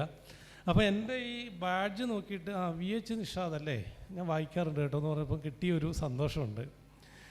ഒരു പക്ഷേ ആ ഒരു സന്തോഷത്തിൻ്റെയൊക്കെ തുടർച്ചയായിട്ടായിരിക്കും പിന്നീട് എഴുതിയിട്ടുണ്ടാവുക. അതിപ്പോൾ യാദൃശികമായിട്ട് ഞാനിപ്പം സാറിനെ ഇവിടെ കണ്ടപ്പം ഓർത്തതാണ്. തുടർന്ന് ഇങ്ങോട്ട് എഴുത്തുകളിൽ എൻ്റെ പല അനുഭവങ്ങളും ഭാവനയൊക്കെ കടന്നു വന്നിട്ടുണ്ട്. ആദ്യ കഥ ഭാവനയെ പൂർണ്ണമായും അടിസ്ഥാനപ്പെടുത്തിയുള്ള രചനയായിരുന്നെങ്കിൽ ഞാൻ വിശ്വസിക്കുന്നത് എഴുത്തുകാർ മുഖ്യമായും അവരുടെ ഓർമ്മകളെ പ്രചോദമായി സംഭരിച്ച് വെച്ചിട്ടാണ് എഴുത്ത് എന്ന പ്രക്രിയയിലേക്ക് കടക്കുന്നത് എന്നുള്ളതാണ്. ഈ ഓർമ്മ എന്ന് പറയുന്നത് എപ്പോഴും നമ്മൾ വിചാരിക്കുന്ന പോലെ നമ്മളെ ഓർമ്മകൾ തന്നെ ആവണമെന്നില്ല. 2 തരം ഓർമ്മകളുണ്ട്. ഇപ്പോൾ പേഴ്സണൽ മെമ്മറീസ് അല്ലെങ്കിൽ കളക്റ്റീവ് മെമ്മറീസ് എന്നുള്ള രീതിയിലുള്ള ഓർമ്മകളാവാം. ഇപ്പം വ്യക്തിപരമായിട്ട് ഒരു വ്യക്തിയുടെ, നമ്മുടെ നാം എന്ന വ്യക്തിയാവാം, നമ്മുടെ സുഹൃത്ത് എന്ന വ്യക്തിയുടേതാവാം, അവരുടെ ഓർമ്മകൾ കടം കൊണ്ടിട്ടുള്ള എഴുത്തുകളാവാം. അല്ലെങ്കിൽ നമ്മളൊരു ജനസഞ്ചയത്തിൻ്റെ ഭാഗമായി ഇരുന്ന്, അല്ലെങ്കിൽ കേട്ടുകേൾവിയുടെ ഭാഗമായിട്ടൊരു ജനസഞ്ചയത്തിൻ്റെ ഓർമ്മകളെ കളക്ട് ചെയ്ത് എഴുതിയ സംഗതികളാവാം. നമ്മുടെ പ്രമുഖരായ എഴുത്തുകാരെ മുഴുവൻ നോക്കിക്കഴിഞ്ഞാൽ, അതിപ്പം മാർക്കേസ് ആയി കഴിഞ്ഞാലും, അല്ലെങ്കിൽ പിന്നെ റുഷ്ദിയെ പോലുള്ള ആൾക്കാരായി കഴിഞ്ഞാലും ഒക്കെ, അല്ലെങ്കിൽ മുകുന്ദനെ പോലുള്ള എഴുത്തുകാരൊക്കെ ആയിക്കഴിഞ്ഞാൽ തന്നെ ഇത്തരം 2 ഓർമ്മകളെ പ്രബലമായി ആശ്രയിച്ച് എഴുത്ത് നടത്തിയായിട്ട് നമുക്ക് കാണാൻ പറ്റും. ആ അർത്ഥത്തിൽ എന്നിലും ഒരു എഴുത്തുകാരൻ നിലയിൽ പല കാലഘട്ടങ്ങളിൽ വന്നു ചേർന്നിട്ടുള്ള പലതരത്തിലുള്ള ഓർമ്മയും ഭാവനകളുമാണ് എൻ്റെ എഴുത്ത് വഴികളെ നിർണ്ണയിച്ചിട്ടുള്ളത് എന്നുള്ളതാണ് എനിക്ക് പറയാനുള്ളത്. അപ്പം ഇവിടെ പിന്നെ നമുക്കറിയാം, ഇപ്പോൾ MDയുടെയൊക്കെ നിൻ്റെ ഓർമ്മയ്ക്ക് പോലുള്ള, അല്ലെങ്കിൽ കടുകണ്ണാവ ഒരു ഓർമ്മക്കുറിപ്പ് പോലുള്ള കൃതികളിൽ തന്നെ ഒരേ സമയം അത് പേഴ്സണൽ മെമ്മറിയും കളക്റ്റീവ് മെമ്മറിയുടെ ശ്രീലങ്കൻ ഇഷ്യൂ പോലുള്ള പല കാര്യങ്ങളുടെയും ഒക്കെ ഓർമ്മകളായിട്ട് മാറുന്നുണ്ട്. ഞാൻ ഓർക്കുകയാണ്, ഇപ്പം നമുക്ക് ഇപ്പം ഒരു കളക്റ്റീവ് മെമ്മറി എന്ന് പറയുമ്പോൾ പലപ്പോഴും നമ്മൾ വായിക്കുന്ന പത്രവാർത്തകളൊക്കെ നമ്മൾ അനുഭവിക്കുന്ന ഒരു അനുഭവം തന്നെ പത്രവാർത്തയിൽ വേറെ ആളുടെ അനുഭവമായിട്ട് മാറുന്നുണ്ട്. പലപ്പോഴും കിഡ്നാപ്പിങ്, പീഡനം, ഇതൊക്കെ നമ്മൾ പത്രത്തിൽ നിരന്തരം വായിക്കുന്ന വാർത്തകളാണ്. പലരും ആ വിഷയം കഥകളായി എഴുതാറുമുണ്ട്. ഞാൻ മുമ്പ് എഴുതിയൊരു ന്യൂസ് ഓഫ് എ കിഡ്നാപ്പിംഗ് എന്ന് പറയുന്നൊരു ചെറിയ കഥയുണ്ട്. അപ്പോൾ ആ കഥ എന്ന് പറയുന്നത് പിന്നെ വയസ്സായിട്ടുള്ളൊരു അമ്മൂമ്മയെ കുറേ മുഖംമൂടി ധരിച്ച ആൾക്കാർ വന്നിട്ട് പെട്ടെന്ന് തട്ടിക്കൊണ്ടു പോവുകയാണ്. അപ്പോൾ തട്ടിക്കൊണ്ടു പോയിട്ട് ഇങ്ങനെ ഓട്ടോറിക്ഷയിൽ കൊണ്ടുപോകുന്ന സമയത്ത് മുഖംമൂടി ധരിച്ച കുറേ ആളുകളാണ്. ഈ അമ്മൂമ്മ വളരെ സങ്കടത്തോടു കൂടി ഓർക്കുകയാണ്, നമ്മുടെ ഈ കേരളം പോലുള്ള നാട്ടിൽ 8 വയസ്സായിരിക്കും 80 വയസ്സായിരിക്കും ഒരേ അനുഭവമാണ്, ഇവിടെ ഇപ്പം പീഡനത്തിൻ്റെ വഴികളിൽ ആണ് നമ്മളൊക്കെ പോകുന്നത്, എന്താ ചെയ്യുക എന്നൊക്കെ വെച്ചിട്ട് ഇങ്ങനെ കുതിരി പിടിക്കുകയാണ്. അപ്പം ഈ പിടിച്ചു കൊണ്ടുപോകുന്ന ആൾക്കാർ പറയുന്നുണ്ട് ഇത് റെയർ പീസായിട്ടുള്ളൊരു സംഗതിയാണ്, ഇവർ വിട്ടുകളയരുതെന്ന് പറഞ്ഞിട്ടാണ് ഇവർ കൊണ്ടുപോകുന്നത്. ഇതിൻ്റെ അവസാനം ഈ പിന്നെ അമ്മൂമ്മയെ ഒരു സ്കൂളിൻ്റെ മുറ്റത്ത് കൊണ്ടുപോയിട്ട് ഇറക്കി നിർത്തിയിട്ട് ഇവർ ഒരു സർപ്രൈസ് പോലെ മുഖംമൂടിയൊക്കെ അഴിച്ചു മാറ്റിയിട്ട് പറയാണ്, അമ്മൂമ്മേ സംഭവം ഇത്രയേ ഉള്ളൂ, ഞങ്ങൾക്ക് ഇവിടെ ഒരു ഓണപ്പൂക്കളം ഉണ്ടാക്കണം, അപ്പോൾ അതിന് വേണ്ടിയിട്ട് അറിയുന്ന ആരും ഇല്ല, അപ്പോൾ അതിന് വേണ്ടിയിട്ട് അമ്മൂമ്മയെ തട്ടിക്കൊണ്ടുവന്നാണ്, അല്ലാണ്ട് പീഡിപ്പിക്കാൻ വേണ്ടിയിട്ടൊന്നും അല്ല എന്ന് പറയുന്നൊരു സംഗതിയുണ്ട്. അതാണ് ആ കഥ, ന്യൂസ് ഓഫ് എ കിഡ്നാപ്പിംഗ്. ഇപ്പം ഞാൻ പറഞ്ഞു വന്നത് ഇപ്പോൾ നമ്മൾ അറിയുന്ന പീഡന വാർത്തയെ എങ്ങനെയാണ് വേറെ രീതിയിലേക്ക് എൻ്റെ ഒരു ഭാവന കഥയെ വേറെ രീതിയിലേക്ക് എഴുത്തുവഴിയിലേക്ക് കൊണ്ടുവന്ന് പറയാൻ വേണ്ടിയിട്ടാണ്. ഈ പറയുന്ന പേഴ്സണൽ മെമ്മറി അല്ലെങ്കിൽ കളക്റ്റീവ് മെമ്മറിയെ പല എഴുത്തുകാർ പല രീതിയിൽ പരിചരിക്കുന്ന ഒരു വിഷയം പറയാൻ വേണ്ടിയിട്ടാണ്. അതുപോലെ പല ആളുകളും ഇപ്പം പിന്നെ സുഹൃത്തുക്കളൊക്കെ വിളിച്ച് പറയും, എടോ തനിക്ക് എഴുതാൻ പറ്റിയ ഭയങ്കര ഒരു കഥയുണ്ട് എന്നൊക്കെ പറഞ്ഞിട്ട് അതിപ്പം ഈ എൻ്റെ കൂടെയുള്ള പല എഴുത്തുകാർക്ക് അനുഭവം ഉണ്ടാവും. ഭയങ്കരമായിട്ട് ഇവരങ്ങ് വിവരിക്കും 1 മണിക്കൂറോളം. സത്യം പറഞ്ഞാൽ നമുക്കത് വെച്ചിട്ട് ഒരു സംഗതിയും എഴുതാൻ പറ്റാറില്ല. എനിക്കങ്ങനെ പറ്റിയിട്ടില്ല ഇന്നവരെ പറഞ്ഞ സംഗതി. എന്നാൽ അതേ സമയത്ത് ഇവർ പറയാതെ വിടുന്ന പൂരിപ്പിക്കാതെ വിടുന്ന പല കാര്യങ്ങളും നമുക്ക് എഴുതാൻ പറ്റാറുമുണ്ട്. ഞാൻ ഓർക്കുന്ന ഒരു ദിവസം ഒരു 10 മണിക്കാണെന്ന് തോന്നുന്നു, എൻ്റെ ഒരു പെൺ സുഹൃത്ത് എന്തോ കാര്യമായിട്ട് അടുത്ത കാലത്ത് വായിച്ച ഒരു പുസ്തകത്തെപ്പറ്റി സജീവമായി ഇങ്ങനെ സംസാരിച്ചുകൊണ്ടിരിക്കുന്നതിൻ്റെ പെട്ടെന്ന് അയ്യോ നാളത്തെ ദോശമാവ് എന്ന് പറഞ്ഞിട്ട് ഫോൺ കട്ട് ചെയ്തിട്ട് ഒറ്റ പോക്കങ്ങ് പോയി പെട്ടെന്ന് അപ്ഡേറ്റായിട്ട്. അപ്പം ഞാനിങ്ങനെ ആലോചിച്ചു എന്താ സംഗതി. അപ്പോൾ ഞാനത് അഭിനേതാക്കൾ എന്നൊരു കഥയാക്കി മാറ്റി. പിന്നീട് ഇവരെ എഴുതാൻ പറഞ്ഞിട്ടൊന്നുമില്ല, ഞാനങ്ങ് എഴുതിയതാണ്. ആ കഥ എന്ന് പറയുന്നത് ഒരു വീട്ടിലെ എല്ലാ ആൾക്കാരും പിന്നെ ഒരു രാത്രി ആവുന്നതോടുകൂടി അവരുടെ വേഷമൊക്കെ അഴിച്ചു മാറ്റിയിട്ട് ഓരോ റൂമിൽ പോയിട്ട് മൊബൈൽ ഫോണിൽ അവരായി മാറുകയാണ്. ഒരു മോൻ്റെ റൂമിൽ പോയിട്ട് അവൻ്റെ റോള് ചെയ്യുന്നു, ഭർത്താവ് വേറെ സ്ഥലത്ത് പോയിട്ട് മൊബൈൽ ചെയ്യുന്നു, ഭാര്യയും അന്ന് ദിവസത്തെ ഡ്രസ്സൊക്കെ മാറ്റി പിന്നെ എന്താണ് മാക്സിയൊക്കെ അഴിച്ചു വെച്ച് അടുക്കളയൊക്കെ വൃത്തിയാക്കി വന്ന് അവരായി മാറുന്ന നിമിഷത്തിലാണ് അവർ നാളെ ദോശയ്ക്ക് വേണ്ടിയിട്ടുള്ള പിന്നെ എന്താണ് ദോശമാവിനെക്കുറിച്ച് ഓർക്കുന്നത്. അപ്പോൾ വീണ്ടും അവർ പഴയ വേഷം എടുത്ത് ധരിച്ച് കൂടുതൽ ശബ്ദമുള്ള ചെരുപ്പിട്ട് അടുക്കളയിലേക്ക് തിരിച്ചു പോയി എന്നുള്ളതാണ് കഥ. അപ്പോൾ പറഞ്ഞത് ഇത്രയേ ഉള്ളൂ. എങ്ങനെയാണ് എന്നോട് പറഞ്ഞ ഒരൊറ്റ കമൻറ്റ് എൻ്റെ എഴുത്തനുഭവമായി മാറി എന്നുള്ളൊരു സംഗതി. വേറൊരു സംഗതി പിന്നെ ഒരു പക്ഷേ ഏറ്റവും കൂടുതൽ എനിക്ക് വായനക്കാരെ തന്നൊരു കഥ കണ്ണൂർ സെൻട്രൽ ജയിലിൽ നിന്ന് പോസ്റ്റ് ചെയ്ത ഒരു ചപ്പാത്തി കഥ എന്നൊരു കഥയുണ്ട്. നമുക്കറിയാം ജയിൽ ചപ്പാത്തി കഴിക്കുന്നവരാണ് നമ്മളൊക്കെ തന്നെ. ഇപ്പോൾ കണ്ണൂർ യൂണിവേഴ്സിറ്റിയുടെ ഒരു സെൻറ്ററിൽ ഞാൻ വർക്ക് ചെയ്യുന്ന സമയത്ത് കണ്ണൂർ ബസ് സ്റ്റാൻഡിൽ എപ്പോഴും ജയിൽ ചപ്പാത്തി ഇങ്ങനെ വെക്കുന്നതാണ്. അപ്പോൾ സ്വാഭാവികമായിട്ടും നമ്മളും കാണുന്നു. ഈ പറഞ്ഞ കളക്റ്റീവ് മെമ്മറിയുടെയൊക്കെ ഭാഗമാണ്, എൻ്റെ പേഴ്സണൽ മെമ്മറിയാണത്. അത് ഏതോ സമയത്ത് അതൊരു പ്രണയകഥയായിട്ട് എൻ്റെ ഉള്ളിലേക്ക് വന്നു. പിന്നെ എന്താണ് ജയിൽ ചപ്പാത്തി വാങ്ങുന്ന ഒരാളുടെ കഥ വന്നാൽ എങ്ങനെയുണ്ട്. അപ്പോൾ ആ കഥ ഞാൻ എഴുതിയത് ജെന്നിഫർ എന്ന് പറയുന്ന ഒരു പെൺകുട്ടി. ആ പെൺകുട്ടി ഒരു ബസ്സിൽ പോകുന്ന സമയത്ത് പെട്ടെന്ന് അവരുടെ പിന്നെ എന്താണ് പേഴ്സ് പോക്കറ്റടിക്കപ്പെടുകയാണ്. അപ്പോൾ നമുക്കറിയാം പിന്നെ മിക്കവാറും ഈ പോലീസുകാരൊക്കെ വണ്ടിയിൽ റോഡിൽ എപ്പോഴും ഉണ്ടാവും. അപ്പോൾ ഇവൾ പോക്കറ്റടിച്ചേ എന്ന് വിളിക്കുന്ന നിമിഷത്തിൽ തന്നെ മുന്നിലൊരു പോലീസ് വണ്ടി ഉണ്ടായിരുന്നതുകൊണ്ട് പോലീസുകാർ ഇടപെടുകയും അതിൽ നിന്ന് രാമകൃഷ്ണൻ എന്ന് പറയുന്ന ഒരാളെ പിന്നെ പിടിച്ചിട്ട് കൊണ്ടുപോവുകയും ചെയ്യുന്നു. പക്ഷേ അവർക്ക് കണ്ടെത്താൻ പറ്റുന്നില്ല. ഇയാൾ ഈ പറഞ്ഞ പോലെ പിന്നെ മാലയും പോയിട്ടുണ്ട്, പേഴ്സും പോയിട്ടുണ്ട്. ഇതെവിടെയാണെന്ന് കണ്ടെത്താൻ പറ്റിയിട്ടില്ല. ഈ പോക്കറ്റടിച്ച സാധനം എവിടെ നിന്നാണ് കണ്ടെത്താൻ പറ്റിയിട്ടില്ല. അപ്പം ഇവൾ പറയും ശരിക്കും അയാളായിരിക്കില്ല പോക്കറ്റടിച്ചത് എന്ന് പറയുമ്പം പോലീസുകാർ പറയും ഇവൻ പഠിച്ച കള്ളനാണ്, നിങ്ങളത് നോക്കണ്ട, കേസുമായിട്ട് മുന്നോട്ട് പോകാമെന്ന് പറയും. ഇയാളെ ജയിലിലേക്ക് കൊണ്ടുപോവുകയും ചെയ്യും. അപ്പോൾ ഇത് കഴിഞ്ഞ് ഈ ജെന്നിഫർ എന്ന് പറയുന്ന പെൺകുട്ടി ഇയാളെ ഫോളോ ചെയ്യുന്നുണ്ട്. ഇയാൾക്ക് എന്താണ് പറ്റിയെന്ന് അറിയുന്നുണ്ട്. അപ്പോൾ അയാൾ 1 വർഷം തടവിൽ വിധിച്ചതായിട്ട് അറിയുന്നുണ്ട്, കണ്ണൂർ സെൻട്രൽ ജയിലിൽ ഇട്ടതായിട്ട് അറിയുന്നുണ്ട്.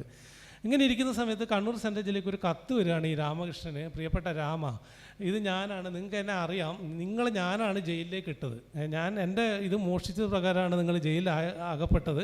അപ്പോൾ എനിക്കത് ഭയങ്കര കുറ്റബോധമുണ്ട്, നിങ്ങൾ കട്ടിട്ടില്ല എന്ന് എനിക്കറിയാം, നിങ്ങളൊരു സ്കൂൾ മാഷ് ആവേണ്ട ഒരു മനുഷ്യനാണ്, ഒരു കള്ളനൊന്നും ആവേണ്ടതല്ല എന്ന് പറഞ്ഞ് കത്ത് കിട്ടുകയാണ് ജയിലിൽ. ഇത് വായിച്ച രാമകൃഷ്ണൻ ആകെ പ്രശ്നമാണ്. കാരണം അയാൾ പണ്ടൊരു കാലത്ത് പാരൽ കോളേജിലൊക്കെ പഠിപ്പിച്ച ഒരാളാണ്. അപ്പം ഇതിന് കത്ത് അയക്കുന്നുണ്ടെങ്കിലും ഇതിന് മറുപടി കിട്ടുന്നില്ല. മിക്ക ദിവസങ്ങളിലും ഈ ജെന്നിഫറിൻ്റെ കത്ത് രാമകൃഷ്ണൻ കിട്ടിക്കൊണ്ടിരിക്കും, ഒന്നിനും മറുപടി കിട്ടില്ല. അങ്ങനെ 1-2 ആഴ്ച കഴിയുമ്പം നിങ്ങൾക്കൊരു വിസിറ്റർ ഉണ്ട് എന്ന് പറഞ്ഞിട്ട് ചെല്ലുമ്പം ജെന്നിഫർ രാമകൃഷ്ണനെ കാത്ത് വിസിറ്റേഴ്സ് റൂമിൽ നിൽക്കുകയാണ്.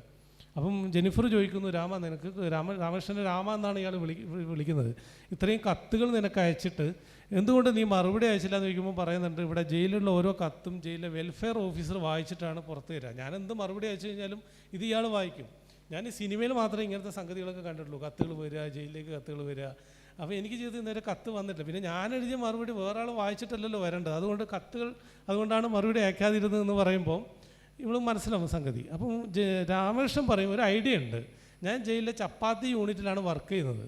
ഇപ്പം നീ ദിവസവും രാവിലെ വന്നിട്ട് ഇവിടെ കൗണ്ടറുണ്ട്, ആദ്യത്തെ 2-3 സെറ്റ് ചപ്പാത്തി വാങ്ങിയാൽ ഞാൻ കത്ത് അതിൻ്റെ ഉള്ളിൽ വെച്ചേക്കാം, നീ കത്തയച്ചോ, മറുപടിയൊക്കെ ഞാൻ ഇതിൻ്റെ ഉള്ളിൽ അയച്ചേക്കാം. അപ്പം നീ മറുപടി കിട്ടുന്നതായിട്ട് കാണിക്കാത്ത രീതിയിലുള്ള സംഗതികൾ അയച്ചുകൊണ്ടിരുന്ന മതി എന്ന് പറഞ്ഞ് ഇവർ തമ്മിലൊരു തീരുമാനമാവുകയും ഇവർ നിരന്തരം കത്തുകൾ അയക്കുകയും, ചുരുക്കി പറഞ്ഞു കഴിഞ്ഞാൽ ഈ ചപ്പാത്തി യൂണിറ്റിൽ നിന്ന് കിട്ടുന്ന പൈസ കൂടി രാമകൃഷ്ണൻ ഇവർക്ക് അയച്ചു കൊടുക്കുകയാണ് ഈ ചപ്പാത്തി വാങ്ങാൻ വേണ്ടി. ദിവസവും ചപ്പാത്തി വാങ്ങണമല്ലോ. അങ്ങനെ ഇവർ തമ്മിൽ പങ്കുവെക്കാത്ത സാഹിത്യങ്ങളില്ല, ലോകമില്ല, ഇവർ തമ്മിലൊരു സ്വപ്നം കാണുകയാണ്. അങ്ങനെ അവസാന ദിവസം ഇവളൊരു കത്തെഴുതുകയാണ്, രാമകൃഷ്ണൻ കത്തെഴുതുകയാണ്, ഇന്ന് കഴിഞ്ഞാൽ ഞാൻ നാളെ പുറത്തിറങ്ങുകയാണ്, ജയിലിൽ പുറത്തിറങ്ങുകയാണ്, ഇനിയിപ്പോൾ കത്ത് അയക്കേണ്ടി വരില്ല. അപ്പോൾ പുതിയൊരു ലോകം സ്വപ്നം കണ്ടിട്ടാണ് രാമകൃഷ്ണൻ ഇറങ്ങാൻ പോകുന്നത്. പിറ്റേന്ന് രാവിലെ ഇയാൾ ജയിലിൽ നിന്ന് ഇറങ്ങുന്ന സമയത്ത് ജെന്നിഫർ ഇവിടെ കാത്തുക്കാണ്, പക്ഷേ പഴയ സന്തോഷമൊന്നും ജെന്നിഫറിൻ്റെ മുഖത്തില്ല. അപ്പോൾ എന്താണെന്ന് ചോദിക്കുമ്പോൾ ജെന്നിഫർ പറയുന്നു, എനിക്ക് ഈ കത്തെഴുതാത്തൊരു രാമകൃഷ്ണൻ സങ്കല്പിക്കാനേ പറ്റുന്നില്ല, എൻ്റെ മനസ്സിലുള്ള ജയിലിൽ നിന്ന് കത്തെഴുതുന്ന രാമകൃഷ്ണനാണ്, ഈ പുറത്ത് വന്നാൽ നിനക്കെന്ത് സംഭവിക്കുമെന്ന് പോലും എനിക്കറിയില്ല, അങ്ങനെ രാമൻ എൻ്റെ ഇമാജിനേഷനിലില്ല എന്ന് പറഞ്ഞ് ഒരു ഓട്ടോറിക്ഷ പിടിച്ചിട്ട് ഓടിപ്പോവാണ് ജെന്നിഫർ. രാമകൃഷ്ണൻ ആകെ അന്തം വിട്ട് നിൽക്കുന്നു. പിന്നീട് കുറച്ച് സമയം കഴിഞ്ഞ് ബസ് കയറി പോകുന്നു. തിരിച്ച് ആ കഥ തീരുന്നത് ഇങ്ങനെയാണ്, പഴയതുപോലെ തന്നെ ഒരേ ബസ്സിൽ ജെന്നിഫർ ഇങ്ങനെ നിൽക്കുന്നു. അപ്പോൾ ഒരു കയ്യിലൊരു ബ്ലേഡ് കഷ്ണമായിട്ട് വീണ്ടും പോക്കറ്റടിക്കാരനായിട്ട് വീണ്ടും അഭിനയിച്ച് തുടങ്ങുന്ന രാമകൃഷ്ണനിലും ജെന്നിഫറിലും അവസാനിക്കുന്നു. ഞാൻ നിർത്താം. അപ്പോൾ ഈ സംഗതി, അതായത് ഒരു ജയിൽ ചപ്പാത്തി എന്നൊരു മെമ്മറിയെ എനിക്കിങ്ങനെയാണ് ഒരു കഥയാക്കാൻ തോന്നിയത്. അപ്പോൾ ഇത്തരത്തിലുള്ള ചില അനുഭവങ്ങളാണ് ഞാനെന്ന കഥാകൃത്തിനെ രൂപപ്പെടുത്തുന്നതെന്ന് പറഞ്ഞു വെക്കാനാണ് ആഗ്രഹിക്കുന്നത്. സന്തോഷം. ഇവിടെ 7 പേരാണ് എഴുത്തനുഭവങ്ങൾ പറയുന്നത്. ഓരോരുത്തർക്കും വ്യത്യസ്തമായ അനുഭവങ്ങളായിരിക്കും, മാത്രമല്ല വ്യത്യസ്തമായ രീതിയിൽ എഴുതുന്നവരുമാണ്. ഇനി അജിയേഷ് പച്ചാട്ട് അദ്ദേഹത്തിൻ്റെ കഥയനുഭവങ്ങൾ സംസാരിക്കും. എല്ലാവർക്കും സ്നേഹം. ഐസക്കേട്ട പറഞ്ഞതിനോട് ചേർന്നിട്ട് എനിക്ക് പറയാനുള്ളത്, കാരണം കഥ എവിടുന്ന കിട്ടുക എന്നുള്ളൊരു ഇതുണ്ടല്ലോ, നമ്മൾ എഴുത്തിനുള്ളത് ത്രെഡ് എവിടുന്നും ചിലപ്പോൾ കിട്ടും. കഥകൾ നമ്മളെ എവിടുന്ന തേടി വരാമെന്ന് നമുക്ക് പറയാൻ പറ്റില്ല. സത്യത്തിൽ ഈ എഴുത്തുകാരൊക്കെ ഭയങ്കര എന്താ പറയുക, ചില സമയത്ത് നന്ദികേട് കാണിച്ചാണെന്ന് പറയും. കാരണം ഈ കഥ എങ്ങനെ വന്നതെന്നൊന്നും പിന്നെ ആലോചിക്കില്ല. അത് പിന്നെ ആലോചിക്കുക, ഈ പത്രാധിപരായിട്ടുള്ള ആളുകൾ ചിലപ്പോൾ കഥ വന്ന വഴി എന്നൊക്കെ പറഞ്ഞിട്ട് ഒന്നുകിൽ ചോദിക്കും, അതല്ലെങ്കിൽ ഇതേമാതിരിയുള്ള പരിപാടിയിലൊക്കെയാണ് നമ്മളിങ്ങനെ പിന്നോട്ട് പോയിട്ട് കഥ എങ്ങനെ വന്നതെന്നൊക്കെ ആലോചിക്കുക. അപ്പോൾ ഞാൻ ഇപ്പം കുറച്ചായിട്ട് എഴുത്താണ്, കുറച്ച് വർഷങ്ങളായിട്ട്. ഇതിൻ്റെ മുന്നേ എല്ലാ പണി കൊടുത്തിട്ട് ഈ നിർമ്മാണ മേഖല മറ്റേ നമ്മളെ മാർബിളിൻ്റെ പണിക്കൊക്കെ പോയിന് ഒരാളാണ്. അപ്പോൾ ആ സമയത്ത് ഞങ്ങൾ രാവിലെ പണിക്കിറങ്ങും. അതായത് ഒരു 1:30 പണിയൊക്കെ കിട്ടും രാവിലെ ഇറങ്ങിയാൽ. രാവിലെ 7 മണി മുതൽ വൈകുന്നേരം 7 മണി വരെ എടുത്താൽ. അപ്പോൾ രാവിലെ പോയി കഴിഞ്ഞിരിക്കുകയാണെങ്കിൽ ചില ആളുകൾ ചായ തരും. ഒരു 8 മണിയൊക്കെ ആകുമ്പോൾ സൈറ്റിലേക്ക് ഉടമക്കാർ ചായ കൊണ്ടുവരും. ചില സ്ഥലത്ത് ചായ ഉണ്ടാവില്ല, അപ്പോൾ നമ്മൾ പീടികയിൽ പോയി കുടിക്കും. അങ്ങനെ ഒരു സ്ഥലത്ത് പോയപ്പം ഒന്നാമെന്താ വെച്ചാൽ ഈ മാർബിളിൻ്റെ പണി എടുക്കുമ്പം എല്ലാ പണികളും കഴിഞ്ഞിട്ട് അവസാനം എടുക്കുന്ന പണിയാണല്ലോ ഫ്ലോറിൻ്റെ പണി. അപ്പം കുറേ കാലം ചിലപ്പോൾ അത് പൂട്ടിക്കിടന്നുണ്ടാവും. അപ്പോൾ പൂട്ടിക്കിടന്നൊരു സ്ഥലത്താണ് ഞങ്ങൾ ചെല്ലണത്. അപ്പോൾ ഞങ്ങൾ ചെന്ന് കഴിഞ്ഞാൽ അപ്പാടെ തന്നെ ആ ദിവസത്തേക്ക് മൊത്തത്തിൽ കുമ്മായ അങ്ങോട്ട് കൂട്ടും, സിമെൻറ്റ് മിക്സ് ചെയ്തിട്ട് മണലിൽ മിക്സ് ചെയ്തിട്ട്. അങ്ങനെ ഞങ്ങൾ ചെന്നപ്പോൾ തന്നെ ഈ പറഞ്ഞ മാതിരി അന്ന് മാർബിളാണ് വിരിക്കാനുള്ളത്. ഏകദേശം ഒരു 1.5 ചാക്കോളം സിമെൻറ്റ് ഇട്ടിട്ട് ഒരു കൂനെന്നെ വലുതായിട്ട് നമ്മൾ മറച്ചിട്ട് ഒക്കെ റെഡിയാക്കി 2 ഷീറ്റ് മാർബിൾ ഞങ്ങൾ വിരിച്ച്. അപ്പോൾ അന്നൊരു ശനിയാഴ്ച. ഈ ശനിയാഴ്ചൻ്റെ പ്രത്യേകത എന്താ വെച്ചാൽ ഞങ്ങൾ മേശരീൻ്റെ അടുത്ത് പിന്നെ തിങ്കൾ മുതൽ വെള്ളി വരെ എടുത്തുവെച്ച പൈസ ഏകദേശം തീരുമാനമാവും. അപ്പോൾ ശനിയാഴ്ച കയ്യിൽ പൈസയൊക്കെ കുറവാകും. അപ്പോൾ പുതിയ പണിക്ക് ഇറങ്ങുമ്പോൾ വൈപ്പറില്ലേ, നമ്മളിങ്ങനെ വടിക്കണ വൈപ്പർ, അത് ഭയങ്കര മസ്റ്റാണ് ഇതിന്. ഗ്യാപ്പിലേക്കൊക്കെ പൂഴിത്തരി ഒന്നും ഇറങ്ങാതെ പിന്നെ നമ്മൾ ചെയ്താൽ അത് അടുത്ത് നിൽക്കുള്ളൂ. അങ്ങനെ പൈസ രാവിലെ നോക്കിയപ്പം വൈപ്പറില്ല. അങ്ങനെ മൂപ്പരെ കയ്യിലുള്ള പൈസയൊക്കെ കൂടെ കൂട്ടിയിട്ട് ഒരു വൈപ്പർ വാങ്ങി. അങ്ങനെ ഞങ്ങൾ സൈറ്റിലെത്തി, 2 ഷീറ്റ് വിരിച്ച്. 3-ാമത്തെ ഷീറ്റ് വിരിക്കാനായപ്പോൾ തന്നെ ഒരു പാമ്പ് റൂമിൽ നിന്ന് ചാടി, പുറത്തേക്ക് ചാടി, ഒരു മടയിൽ നിന്ന്. അതിൽ നമ്മളെ കൂടെ ഉള്ള ഒരുത്തൻ ഈ വൈപ്പർ എടുത്തിട്ട് പാമ്പിനടിച്ച്. വൈപ്പർ പൊട്ടി. അതോടുകൂടി ഇവർ തമ്മിൽ ഭയങ്കര ഫൈറ്റായി. ഈ പൈസ ഇല്ലാത്ത സമയത്ത് എങ്ങനെയൊക്കെയോ ഉണ്ടാക്കിയ വൈപ്പർ അടിച്ച് പൊട്ടിച്ച് എന്നൊക്കെ പറഞ്ഞിട്ട് ഇവർ തമ്മിൽ ഭയങ്കര പ്രശ്നം, അങ്ങോട്ടും ഇങ്ങോട്ടും വർത്താനം പറിച്ചിട്ട് നായാട്ട്. ആ സമയത്താണ് നമ്മളെ ഉടമക്കാരിയായിട്ടുള്ള ടീച്ചർ ചായയും കൊണ്ട് വരണത്, ഞങ്ങൾക്കുള്ള ചായയും കൊണ്ട്. അപ്പം ഈ വൈപ്പർ അടിച്ച് പൊട്ടിച്ച ആളെ സംബന്ധിച്ച് ഇത് പിന്നെ അടിച്ച് പൊട്ടിച്ചത് ഒരു കുറ്റായിട്ടാണല്ലോ മേശരി കാണുന്നത്. അപ്പോൾ സ്വാഭാവികമായിട്ട് പുറത്തുനിന്നുള്ള ഒരാൾ കയറി വരിക, അതിൽ ടീച്ചറെ ഞാൻ ചെയ്താൽ എന്തെങ്കിലും തെറ്റുണ്ടോ, ഒരു പാമ്പ് വന്ന് നമ്മളൊക്കെ കൊത്തിക്കുകയാണെങ്കിൽ എന്താണ് അവസ്ഥ, അതുകൊണ്ട് ഞാൻ വൈപ്പർ വെച്ച് അടിച്ച്. അപ്പോൾ ഈ ടീച്ചർ ഇവൻ്റെ ഭാഗം നിൽക്കുമെന്ന് വിചാരിച്ചിട്ടാണ് പറയണത്. അതിൽ ടീച്ചർ ചോദിച്ച്, ഇജ്ജ് പാമ്പിനെ ഇവിടുന്ന് അടിച്ചു കൊന്നോ, ഈ വീട്ടിൽ നിന്ന് പാമ്പിനെ അടിച്ചു കൊന്നോന്ന് ചോദിച്ചു. ആ ഞാൻ കൊന്ന്. എന്നിട്ട് എവിടെ പാമ്പ് എവിടെ? അപ്പോൾ പാമ്പിനെ അങ്ങേപ്പുറത്തേക്ക് എടുത്തിട്ടണേ. ഈ വീട്ടിൽ നിന്ന് പാമ്പിനെ അടിച്ചു കൊന്നിക്കുകയാണെങ്കിൽ ആ പാമ്പിനെ കൊന്നതിനുള്ള പരിഹാരം ചെയ്തിട്ട് എടുത്താൽ മതി ഈ വീട്ടിൽ പണിയുന്നതാണ്. അതിൽ മേശരി ടീച്ചറെ മുഖത്തേക്കും മുറ്റത്തേക്കുള്ള കുമ്മായത്തിലേക്ക് നോക്കുകയാണ്. കാരണം കൂന കൂടി കിടക്കുകയാണ് കുമ്മായം, അത് തീർക്കണ്ടേ നമുക്ക്. അതിൽ പിന്നെ പാമ്പിനെ തെരച്ചിലായി. പാമ്പിനൊക്കെ കിട്ടണേ, പാമ്പിന് ചിലപ്പോൾ എന്തെങ്കിലും നമ്മൾ അടിച്ചു വന്ന പാമ്പിനെ അങ്ങേപ്പുറത്തേക്ക് ഇട്ടാൽ എന്തെങ്കിലും എടുത്തു കൊണ്ടുപോകില്ലേ, പൂച്ച ഇതൊക്കെ ഉള്ളതാണ് അവിടെ. അവസാനം പാമ്പിനെ തെരച്ചിലായി. സൈറ്റ് മുഴുവൻ പാമ്പിനെ തെരച്ചിട്ട് പാമ്പിനെ കിട്ടില്ല. അപ്പോൾ ഇതൊരു വല്ലാത്തൊരു ഇൻസിഡൻ്റായിട്ട് നമ്മളെ ഉള്ളിൽ ഇങ്ങനെ കിടക്കുകയാണ്. അപ്പോൾ അതായത് ഒരു വിശ്വാസം, ഒരു പാമ്പിനെ കൊന്ന ഒരു സാധനത്തിന്, അപ്പോൾ തൊട്ടങ്ങേപ്പുറത്ത് എന്തോ കാവ് എന്തോ ഉണ്ട് എന്നുള്ളതാണ് ടീച്ചർ പറയണത്. അപ്പോൾ ഇവനോട് ചോദിക്കണ്ടേ അതിൻ്റെ ഇടയിൽ ടീച്ചർ, അങ്ങനത്തെ പാമ്പിനെ കൊന്നത് നല്ല കറുത്ത നിറാണോ, പിന്നെ വലുപ്പമുണ്ടോ, ചെറുതാണോ എന്നൊക്കെ ചോദിക്കണ്ടേ. അപ്പോൾ ഈ ഒരു ഇൻസിഡൻറ്റ് ആണ് ഞാൻ ഒരു രാജേഷ് മേശരി നിർമ്മിതി എന്ന് പറഞ്ഞിട്ട് പിന്നെ ദേശാഭിമാനിയിൽ എഴുതിയ കഥ. എന്താ വെച്ചാൽ ഈ പാമ്പിനെ പിന്നെ ഇവർ തിരയണതും പാമ്പിനെ പരുന്ത് കൊത്തിയിട്ട് തെങ്ങിൻ്റെ മുകളിലേക്ക് കൊണ്ടുപോകണതും, അങ്ങനെ ഒരു ഇങ്ങനെ കുളത്തി ഓരോ സംഭവത്തിൽ നിന്ന് ഇൻസിഡൻറ്റിൽ നിന്ന് ഇങ്ങനെ പോയിട്ട് ഈ പാമ്പിനെ കൊന്നത് ഒരു യുദ്ധമായി മാറുന്നതാണ് ആ കഥ. അങ്ങനെ യുദ്ധമായി പിന്നെ യുദ്ധവിമാനങ്ങളൊക്കെ ഇങ്ങനെ പറന്നു പോവുകയാണ്. അപ്പോൾ ഈ മേശരിക്കും പണിക്കാർക്കും വീട്ടിൽ പോകാൻ പറ്റാത്ത അവസ്ഥയായി. എല്ലായിടത്തും ഫുള്ള് പിന്നെ ഹൈജാക്ക്, അതായത് ബ്ലോക്ക് ചെയ്തിട്ട് വീട്ടിലേക്കൊന്നും പോകാൻ പറ്റാത്ത അവസ്ഥയായി, വാഹനങ്ങൾക്ക് ഇറങ്ങാൻ പറ്റാത്ത അവസ്ഥയായി. രാത്രി ഭക്ഷണമൊന്നും കിട്ടാതെ ഇവരിങ്ങനെ ആകാശം നോക്കി കിടക്കുമ്പോൾ യുദ്ധവിമാനമൊക്കെ ഇങ്ങനെ പറന്ന് അങ്ങോട്ടും ഇങ്ങോട്ടും ഒക്കെ ഇങ്ങനെ പോകണ്ടേ. അപ്പോൾ ഈ വൈപ്പറിനോട് അടിച്ച ചങ്ങായി മേശരിനോട് ചോദിക്കാൻ, അല്ല ശരിക്കും ഈ യുദ്ധം എന്തിനാണ് ഉണ്ടായത് എന്ന് ചോദിക്കുന്നിടത്താണ് ആ കഥ തീരുന്നത്. അപ്പോൾ ശരിക്കും പറയുകയാണെങ്കിൽ ചില സംഭവങ്ങൾ അത്രയും വലിയൊരു പിന്നെ ഇൻസിഡൻറ്റിലേക്കൊക്കെ പോവും എന്നുള്ളൊരു തോന്നലിൻ്റെ പുറത്താണ് ഈ രാജേഷ് മേശരി നിർമ്മിതി എന്നുള്ള കഥ ഉണ്ടായത്. ഞാൻ ഐസകേട്ടൻ പറഞ്ഞപ്പോൾ ഞാൻ അതിൻ്റെ കൂടെ പിന്നെ എങ്ങനെയാണ് ഉണ്ടായത് എന്നൊക്കെ ഉള്ളതിനെ പറ്റിയിട്ട് പറഞ്ഞു എന്നുള്ളൂ. അതേപോലെ തന്നെ തുന്നൽ എന്നുള്ളൊരു കഥ വന്നിട്ടുണ്ടായിരുന്നു. അപ്പോൾ തുന്നൽ അത് കുറച്ചിരി കൂടി വൈകാരിക. തുന്നൽ പിന്നെ എൻ്റെ ഏറ്റവും അടുത്തൊരു കമ്പനിക്കാരൻ മരിച്ചിട്ട് ഞാൻ മെഡിക്കൽ കോളേജിൽ പോയിട്ട്, എനിക്കറിയില്ല, ആദ്യമായിട്ടാണ് ഞാൻ ഇങ്ങനെ മരിച്ച ആളെ കൂടെ പോണത്. അപ്പോൾ തലേന്ന് വരെ ഒപ്പരം ഇരുന്ന ആൾ പിറ്റേന്ന് മരിച്ചു പോവുകയാണ്. അങ്ങനെ പോയിട്ട് ഞാനും എൻ്റെ ചങ്ങായിമാരൊക്കെ കൂടെ കൂടിയിട്ടാണ് ഓനെ മോർച്ചറിയിലേക്ക് കൊണ്ടുപോയത്. മോർച്ചറിയിൽ നിന്ന് ഇവർക്ക് ഓരോ പ്രാഥമികമായിട്ടുള്ള ഓരോ നടപടിക്രമങ്ങളൊക്കെ ഉണ്ട്, അതൊക്കെ പിന്നെ ചെയ്തു കൊടുത്ത് ഞങ്ങൾ ഒരുമിച്ച് ചേർന്നിട്ടാണ്. അപ്പോൾ അത് ഒരു വല്ലാത്തൊരു അനുഭവമായിരുന്നു എൻ്റെ ലൈഫിലുണ്ടായിരുന്നത്. കാരണം എന്താ വെച്ചാൽ അത്രയും നമുക്ക് ചേർന്ന് നിന്ന ആൾ പെട്ടെന്ന് ഇല്ലാണ്ടായിട്ട് പിന്നെ ചലനമില്ലാത്ത ഒരാളെ നമ്മൾ അങ്ങോട്ട് ഒരു പറയുമ്പോൾ അങ്ങോട്ട് തിരിച്ച് കിടത്തുക, ഇങ്ങോട്ട് തിരിച്ച് കിടത്തുക, പിന്നെ അവർക്ക് ഒരുപാട് പിന്നെ പ്രോസസ്സ് ഉണ്ട് ഇതിലേക്ക് കയറ്റണതിൻ്റെ മുന്നേ. ആ ദിവസമൊക്കെ ശരിക്കും സത്യം പറഞ്ഞിരിക്കുകയാണെങ്കിൽ ഉറങ്ങാൻ കഴിഞ്ഞിട്ടില്ലായിരുന്നു. അത്രയ്ക്ക് ഭയങ്കര മനസ്സിന് ഭയങ്കര സ്ട്രഗിൾ ഉണ്ടായിരുന്നു. അപ്പം ഞാനത് ഇങ്ങനെ ആലോചിച്ചിട്ട് ഞാൻ ആലോചിച്ചത് ഇപ്പം ഇത് എൻ്റെ ഫ്രണ്ട് ഏറ്റവും നമുക്ക് അത്രയും അടുത്ത ഒരാൾ ഉണ്ടാവുമ്പോൾ എന്തായിരിക്കും, പിന്നെ അങ്ങനത്തെ ഒരു സിറ്റുവേഷനിൽ വന്നു കഴിഞ്ഞിരിക്കുകയാണെങ്കിൽ എന്താവും നമ്മളെ അവസ്ഥ എന്നുള്ളത് ആലോചിച്ചിട്ടാണ് തുന്നൽ എന്ന് പറഞ്ഞ കഥ രൂപപ്പെട്ടത്. കാരണം അതിൽ കാമുകിയാണ് പിന്നെ പോസ്റ്റ്മോർട്ടം ടേബിളിലേക്ക് വരുന്നത്, ഇയാൾ ഒരു ഡ്രോപ്പ് ചെയ്ത് പോയതിൻ്റെ ശേഷം.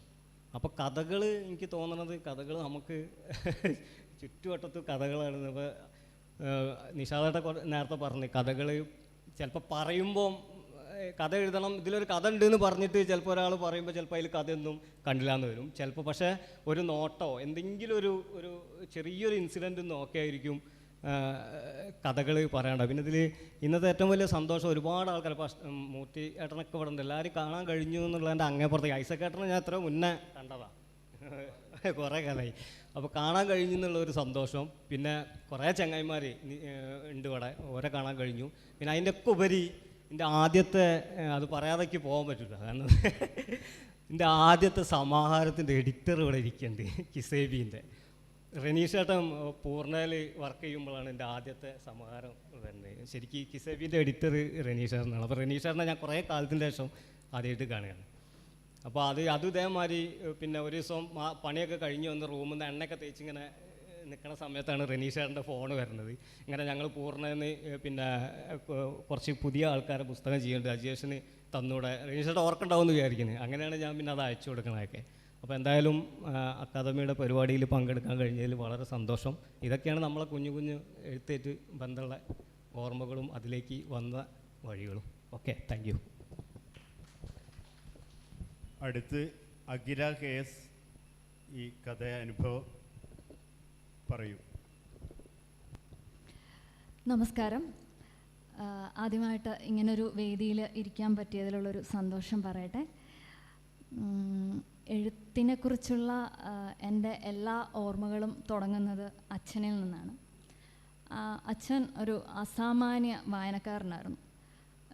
നാവിൽ സരസ്വതി വിലാസമുള്ള, വാഗ്വിലാസമുള്ള ആളെന്നൊക്കെ പറയാവുന്ന രീതിയിൽ അത്രയും നല്ലൊരു വായനക്കാരനും, നന്നായിട്ട് കവിത ചൊല്ലും, നാടകങ്ങൾ എഴുതും, അങ്ങനെ ഒരു ആളായിരുന്നു. അപ്പോൾ അച്ഛൻ എനിക്ക് ഒരുപാട് കഥകൾ പറഞ്ഞു തരും, കവിതകൾ ചൊല്ലിത്തരും. അപ്പോൾ ആ പറയുന്ന ഒരു രീതിയുടെ പ്രത്യേകതയുണ്ട്. അത് കാരണം ഞാൻ അപ്പം തന്നെ വിഷ്വലൈസ് ചെയ്യും, അതിലെ രംഗങ്ങൾ ഇങ്ങനെയാണ്, കഥാപാത്രങ്ങൾ ഇങ്ങനെയാണ് എന്നൊക്കെ ഒരു വിഷ്വലൈസേഷൻ അപ്പം തന്നെ വരും. അതുമാത്രമല്ല, എനിക്ക് ആദ്യമായിട്ട് സ്വന്തമായിട്ട് കുറച്ച് വരികൾ എഴുതാനും ഏതെങ്കിലും ഒരു സ്റ്റേജിൽ കയറി കുറച്ച് വാക്കുകൾ പറയാനും ഒക്കെ ഉള്ളൊരു പ്രോത്സാഹനവും അച്ഛൻ വളരെ നന്നായിട്ട് തന്നെ തന്നിരുന്നു. എല്ലാത്തിലും ഒരു നിർദ്ദേശം, അതിൻ്റെ പ്രോത്സാഹനമൊക്കെ ഉണ്ടായിരുന്നു. അങ്ങനെയാണ് ഞാൻ സ്വാഭാവികമായിട്ട് എഴുത്തിലേക്ക് വന്ന ഒരാളാണ്, ഇങ്ങനെ ഒരു പ്രോത്സാഹനം കൊണ്ട്, അച്ഛൻ്റെ മാത്രം. പക്ഷേ ദൈവം അതിനെ അനുവദിച്ചില്ല. കാരണം അത് എൻ്റെ സ്കൂൾ പ്രായം കഴിയുന്നതിന് മുമ്പ് തന്നെ അച്ഛൻ ഞങ്ങളെ വിട്ടു പോയി. പിന്നെ എനിക്കൊരു ഉദാസീനത വന്നു എഴുത്തിനോടൊക്കെ. വായന മുടക്കിയില്ലെങ്കിലും എഴുതാനൊരു മടി, ഒരു മനഃപൂർവ്വമായിട്ടുള്ളൊരു അവഗണന, എഴുത്തിനോട് ഒരു താല്പര്യമില്ലായ്മ അങ്ങനെ വന്നു. പക്ഷേ ഞാൻ ഡയറി എഴുതാറുണ്ടായിരുന്നു ഇഷ്ടം പോലെ. എന്ന് വെച്ചാൽ നമ്മൾ ഒരു വൈകാരികമായിട്ട് ഇങ്ങനെ ഓരോരോ ഇതൊക്കെ വരുമ്പോൾ നിറച്ച് എഴുതിയിടും. പിന്നെ കവിതകൾ എഴുതും. അങ്ങനെ ഡയറികൾ ഇഷ്ടം പോലെ ഉണ്ടായിരുന്നു. കവിതകൾ എഴുതുകയും പിന്നെ കോളേജിലോ സ്കൂളിലൊക്കെ എന്തെങ്കിലും ഫംഗ്ഷൻ വരുമ്പോൾ കവിത ചൊല്ലുകയും ചെയ്യുന്ന പതിവൊക്കെ ഉണ്ടായിരുന്നു. പിന്നെ മത്സരങ്ങൾക്കൊക്കെ പങ്കെടുക്കും. എങ്കിലും നമ്മൾ കഥ എഴുതണം എന്ന് വിചാരിച്ച വരുന്ന ഒരു സ്വാഭാവിക എഴുത്തുണ്ടല്ലോ, അത് പഠനകാലത്ത് പിന്നെ വന്നതേയില്ല. എങ്കിലും എഴുതുന്ന ഒരു കുട്ടി എന്നൊരു ലേബൽ എനിക്ക് സ്കൂളിലും കോളേജിലും എപ്പോഴും ഉണ്ടായിരുന്നു. ഈ കവിത ചൊല്ലലും പിന്നെ മത്സരങ്ങൾക്കൊക്കെ പങ്കെടുക്കുന്ന ഒരു രീതിയൊക്കെ കണ്ട്. പക്ഷെ കവിതയുടെ ഒരു പ്രശ്നം എന്താണെന്ന് വെച്ചാൽ, കവിത എഴുതി കഴിഞ്ഞു കഴിഞ്ഞാൽ അത് ഞാൻ തന്നെ ചൊല്ലണം. അത് ചൊല്ലിക്കഴിഞ്ഞാലേ അത് കവിതയാവുള്ളൂ. ഞാനത് പിന്നീട് ഡയറിയിൽ വായിച്ചു നോക്കുമ്പോൾ അത് കവിതയാണെന്ന് എനിക്ക് തോന്നാറില്ല. അങ്ങനെ തോന്നാത്തത് കാരണം കവിത എഴുത്ത് നിർത്തി, കഥയിൽ മാത്രമായിട്ട് ശ്രദ്ധിക്കാൻ തുടങ്ങി. പിന്നീട് അങ്ങനെ PG ഒക്കെ ആയി, കല്യാണമൊക്കെ കഴിഞ്ഞു, ചാലക്കുടിയിലേക്ക് വന്നു. PG തൃപ്പൂണിത്തുറയിലായിരുന്നു. അങ്ങനെ ഒരു ദിവസം ഞാൻ എറണാകുളം സൗത്ത് റെയിൽവേ സ്റ്റേഷനിൽ ഇരിക്കുമ്പോൾ എനിക്ക് എപ്പോഴും ഒരു കൺഫ്യൂഷനുണ്ട്. ഈ ട്രെയിനുകൾ തിരുവനന്തപുരത്തേക്കാണോ തൃശ്ശൂർക്കാണോ പോകുന്ന ഡയറക്ഷനിൽ എപ്പോഴും ഒരു കൺഫ്യൂഷൻ വരും. അങ്ങനെ ഇരിക്കുന്ന ഒരു സമയത്താണ് ജയചന്ദ്രൻ എന്ന് പറഞ്ഞ ഒരു കഥ. എൻ്റെ കയ്യിലൊരു പ്രാക്ടിക്കൽ റെക്കോർഡ് ബുക്ക് ഉണ്ടായിരുന്നു. അതിൻ്റെ ഏറ്റവും ബാക്കിലെ പേജിൽ പെൻസിൽ വെച്ചാണ് ആ ജയചന്ദ്രൻ എന്നുള്ള കഥ അവിടെ ഇരുന്ന് എഴുതിയതാണ്. അത് എഴുതി കഴിഞ്ഞപ്പോൾ ഒരു സന്തോഷം തോന്നി. ഒരു പ്രത്യേക ഒരു സന്തോഷം. അങ്ങനെ കഥയിലേക്ക് തിരിച്ചു വന്ന ഒരാളാണ് ഞാൻ. പിന്നെ ഞാൻ എൻ്റെ അമ്മ ആർക്കും ഒരു 5 പൈസയുടെ പോലും കടം ബാക്കി വരരുത്, ആരോടും കള്ളം ചെയ്യരുത്, അങ്ങനെയൊക്കെ നിർബന്ധമുള്ള ഒരാളാണ്. അപ്പോൾ അമ്മയെ കഥാപാത്രമാക്കി വേറൊരു കഥ എഴുതി. അപ്പോൾ ഇങ്ങനെ എന്നെ സന്തോഷിപ്പിക്കാനായിട്ട് കുറച്ച് കഥകൾ പിന്നെ എഴുതി തുടങ്ങി. പിന്നെ കുറച്ച് ആനുകാലികങ്ങളിലേക്കൊക്കെ അയച്ചു തുടങ്ങി. ആനുകാലികങ്ങളിൽ കഥകൾ വന്നപ്പോൾ കുറച്ച് പേരൊക്കെ പരിചയപ്പെടാൻ വിളിച്ചു, കുറച്ച് പേര് കത്തുകൾ അയച്ചു. എനിക്കൊരു പേനയും ഡയറിയും ഒക്കെ അയച്ചു തന്ന ഒരാളുണ്ട്. പിന്നെ കുറച്ച് പേപ്പറുകൾ അയച്ചു തന്നു, ഒരു റീൽ പേപ്പർ. അങ്ങനെയൊക്കെ വന്നപ്പോൾ നമുക്ക് ഒരു ഭയങ്കര പ്രോത്സാഹനമാണല്ലോ. അങ്ങനെ വീണ്ടും കഥയെഴുത്തിൽ സജീവമാകണം എന്നൊരു തോന്നൽ വലുതായിട്ട് വന്നു.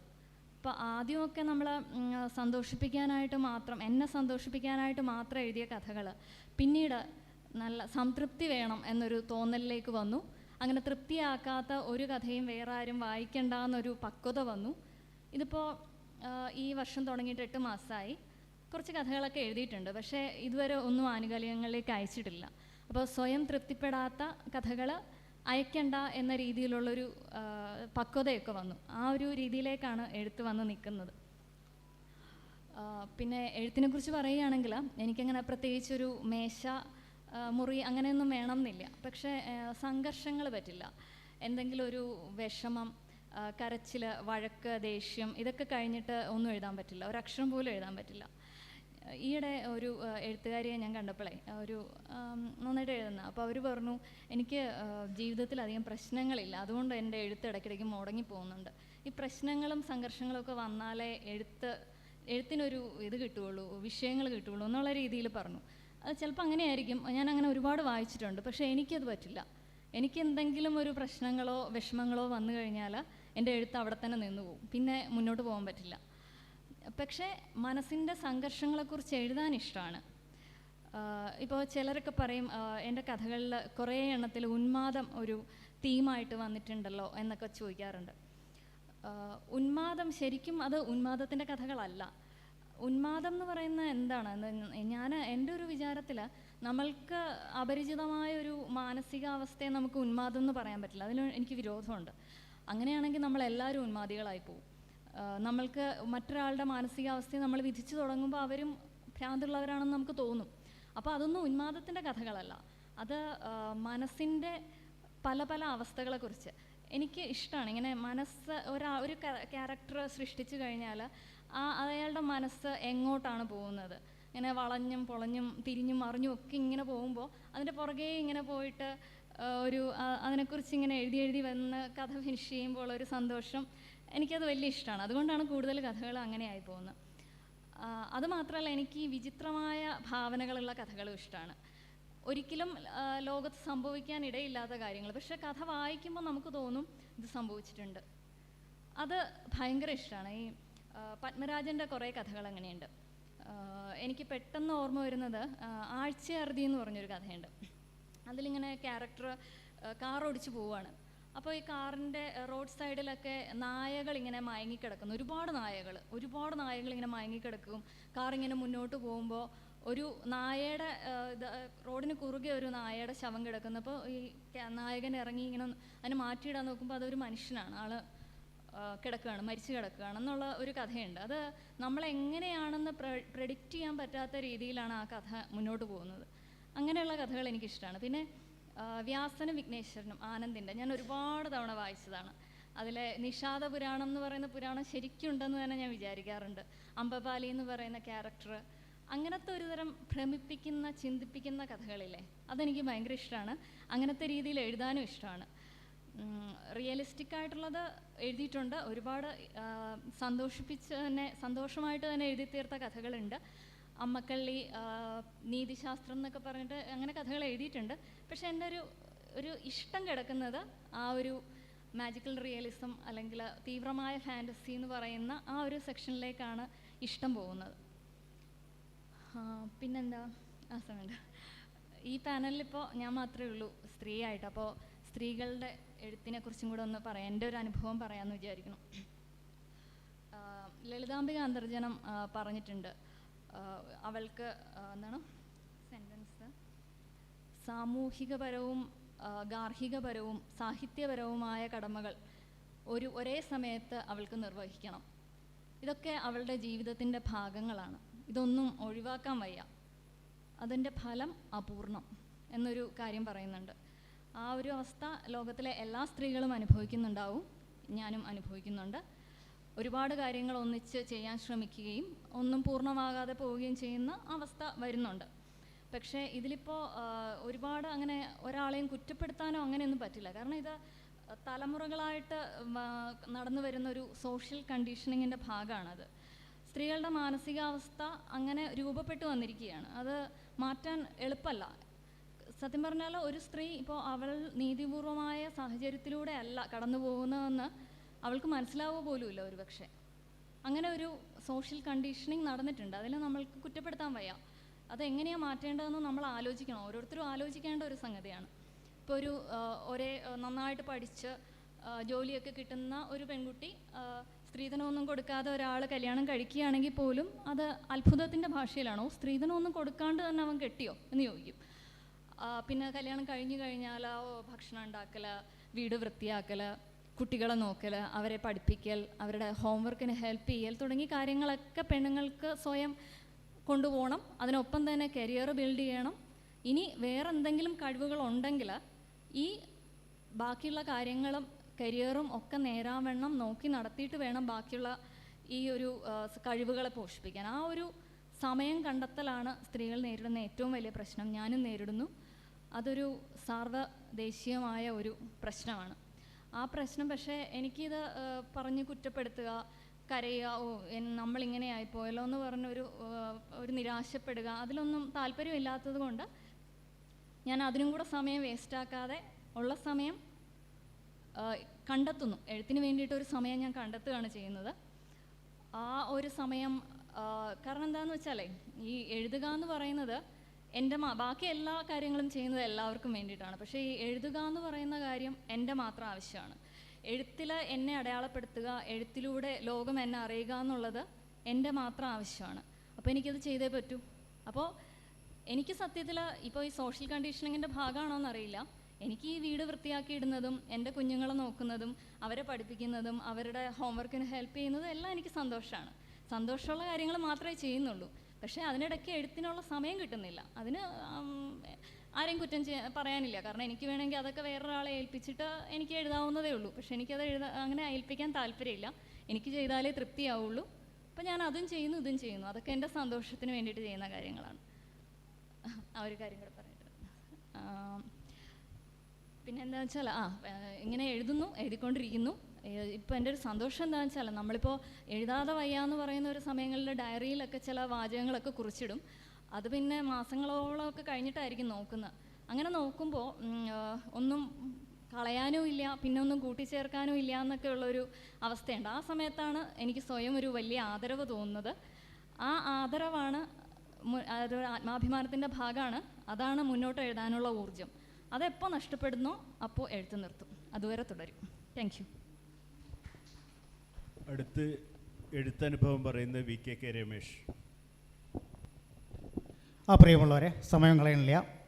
പരുഷഹാസത്തിൻ്റെ ഒരു എന്താ പറയുക പരുക്കൻ പുറതലത്തിൽ കൂടെയാണ് ഞാൻ വരുന്നത്, VKൻ്റെ തിരുമുറ്റത്തുനിന്ന്.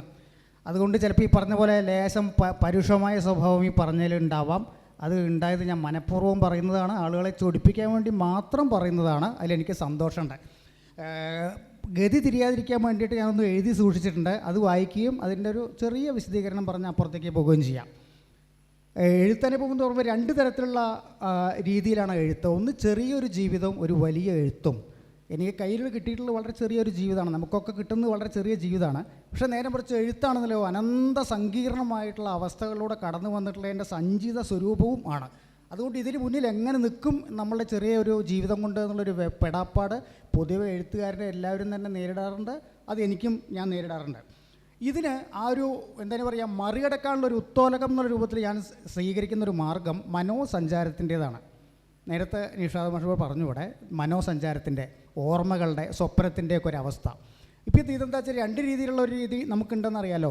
ഒന്ന് നമ്മളുടെ ഉള്ളിലുള്ള ഒരു ചരിത്രം, ഒരു ഭാവമേഘ പറവകളുടെ നിതാന്ത സഞ്ചാരം ഉള്ള ഒരു രഥ്യ പാത ആണ് മനസ്സിൻ്റെ ഒരു ഭാഗം.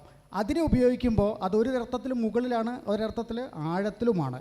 അപ്പം മുകളിലോ ആഴത്തിലോ എന്നറിയാത്തൊരു വലിയ ഒരു സ്ഥലത്തേക്ക് കൂപ്പ് കുത്തുന്ന രൂപത്തിലോ അല്ലെങ്കിൽ ഉദിച്ചുയരുന്ന രൂപത്തിലോ മനസ്സിനെ നമുക്ക് അങ്ങോട്ടും ഇങ്ങോട്ടും പരാവർത്തനം ചെയ്യാൻ കഴിയുകയാണെങ്കിൽ നമുക്ക് സഞ്ചിതമായിട്ടുള്ള മനുഷ്യൻ്റെ ഭാവപ്പൊലിമയോട് ഒരുമിച്ച് നിൽക്കാനുള്ള അവസരം ജീവിതത്തിൽ ഒരു നിമിഷത്തിലെങ്കിലും കൈവരും.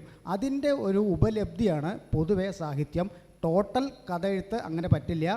അതിനിടയിൽ വരുന്ന ചില നിമിഷങ്ങളും മുഹൂർത്തങ്ങളും മാത്രമേ നമുക്ക് ഇത്തരം ഉന്നതമായ രഥ്യകളുമായി ബന്ധപ്പെടുത്തി നിർവഹിക്കാൻ കഴിയൂ. അതാണ് സാഹിത്യത്തിന് ഉണ്ടാകുന്ന ഒരു ഉപലബ്ധി.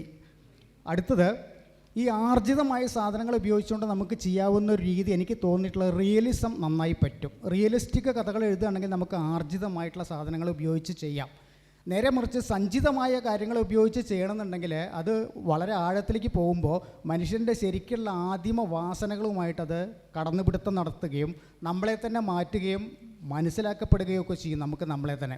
അതൊരവസ്ഥ ഉണ്ടാവാറുണ്ട്. അതുകൊണ്ട് റിയലിസം മാത്രമല്ല, ഒരു എന്താ പറയുക, ഒരു അക്രമ ചരിത്രം എന്ന രൂപത്തിൽ ക്രമാലുള്ളൊരു ചരിത്രമാണ് റിയലിസം ഉണ്ടാക്കെങ്കിൽ അക്രമമായിട്ടുള്ളൊരു ചരിത്രം നമ്മുടെ ഉള്ളിലുണ്ട്. അതാണ് ഭാവമേഘപ്പറവകളുടെ നേരത്തെ പറഞ്ഞത്. അതിൻ്റെ ഭാഗമായിട്ടുണ്ടാവുന്ന സാഹിത്യത്തിനും അതിൻ്റേതായിട്ടുള്ള റോള് നമ്മളുടെ എഴുത്തിലുണ്ട്. അത് എന്താ വെച്ചാൽ കല ഭാവചരിത്രത്തെ കൂടുതൽ ആഴമേറിയതാക്കുന്നു എന്നാണ് എൻ്റെ അനുഭവം. റിയലിസത്തിൻ്റെ വാചക സമ്പ്രദായം ഇതിന് മതിയാവാതെ വരും.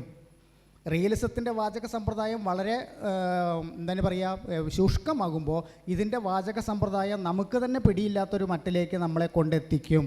അതിന് പുതിയ ഡിക്ഷൻ ആവശ്യം വരും, പുതിയ ശൈലി വേണ്ടിവരും, പുതിയ രൂപങ്ങളിലേക്ക് ഭാവവും ഭാഷയും മനസ്സും മാറേണ്ടി വരും എന്നാണ് അനുഭവം.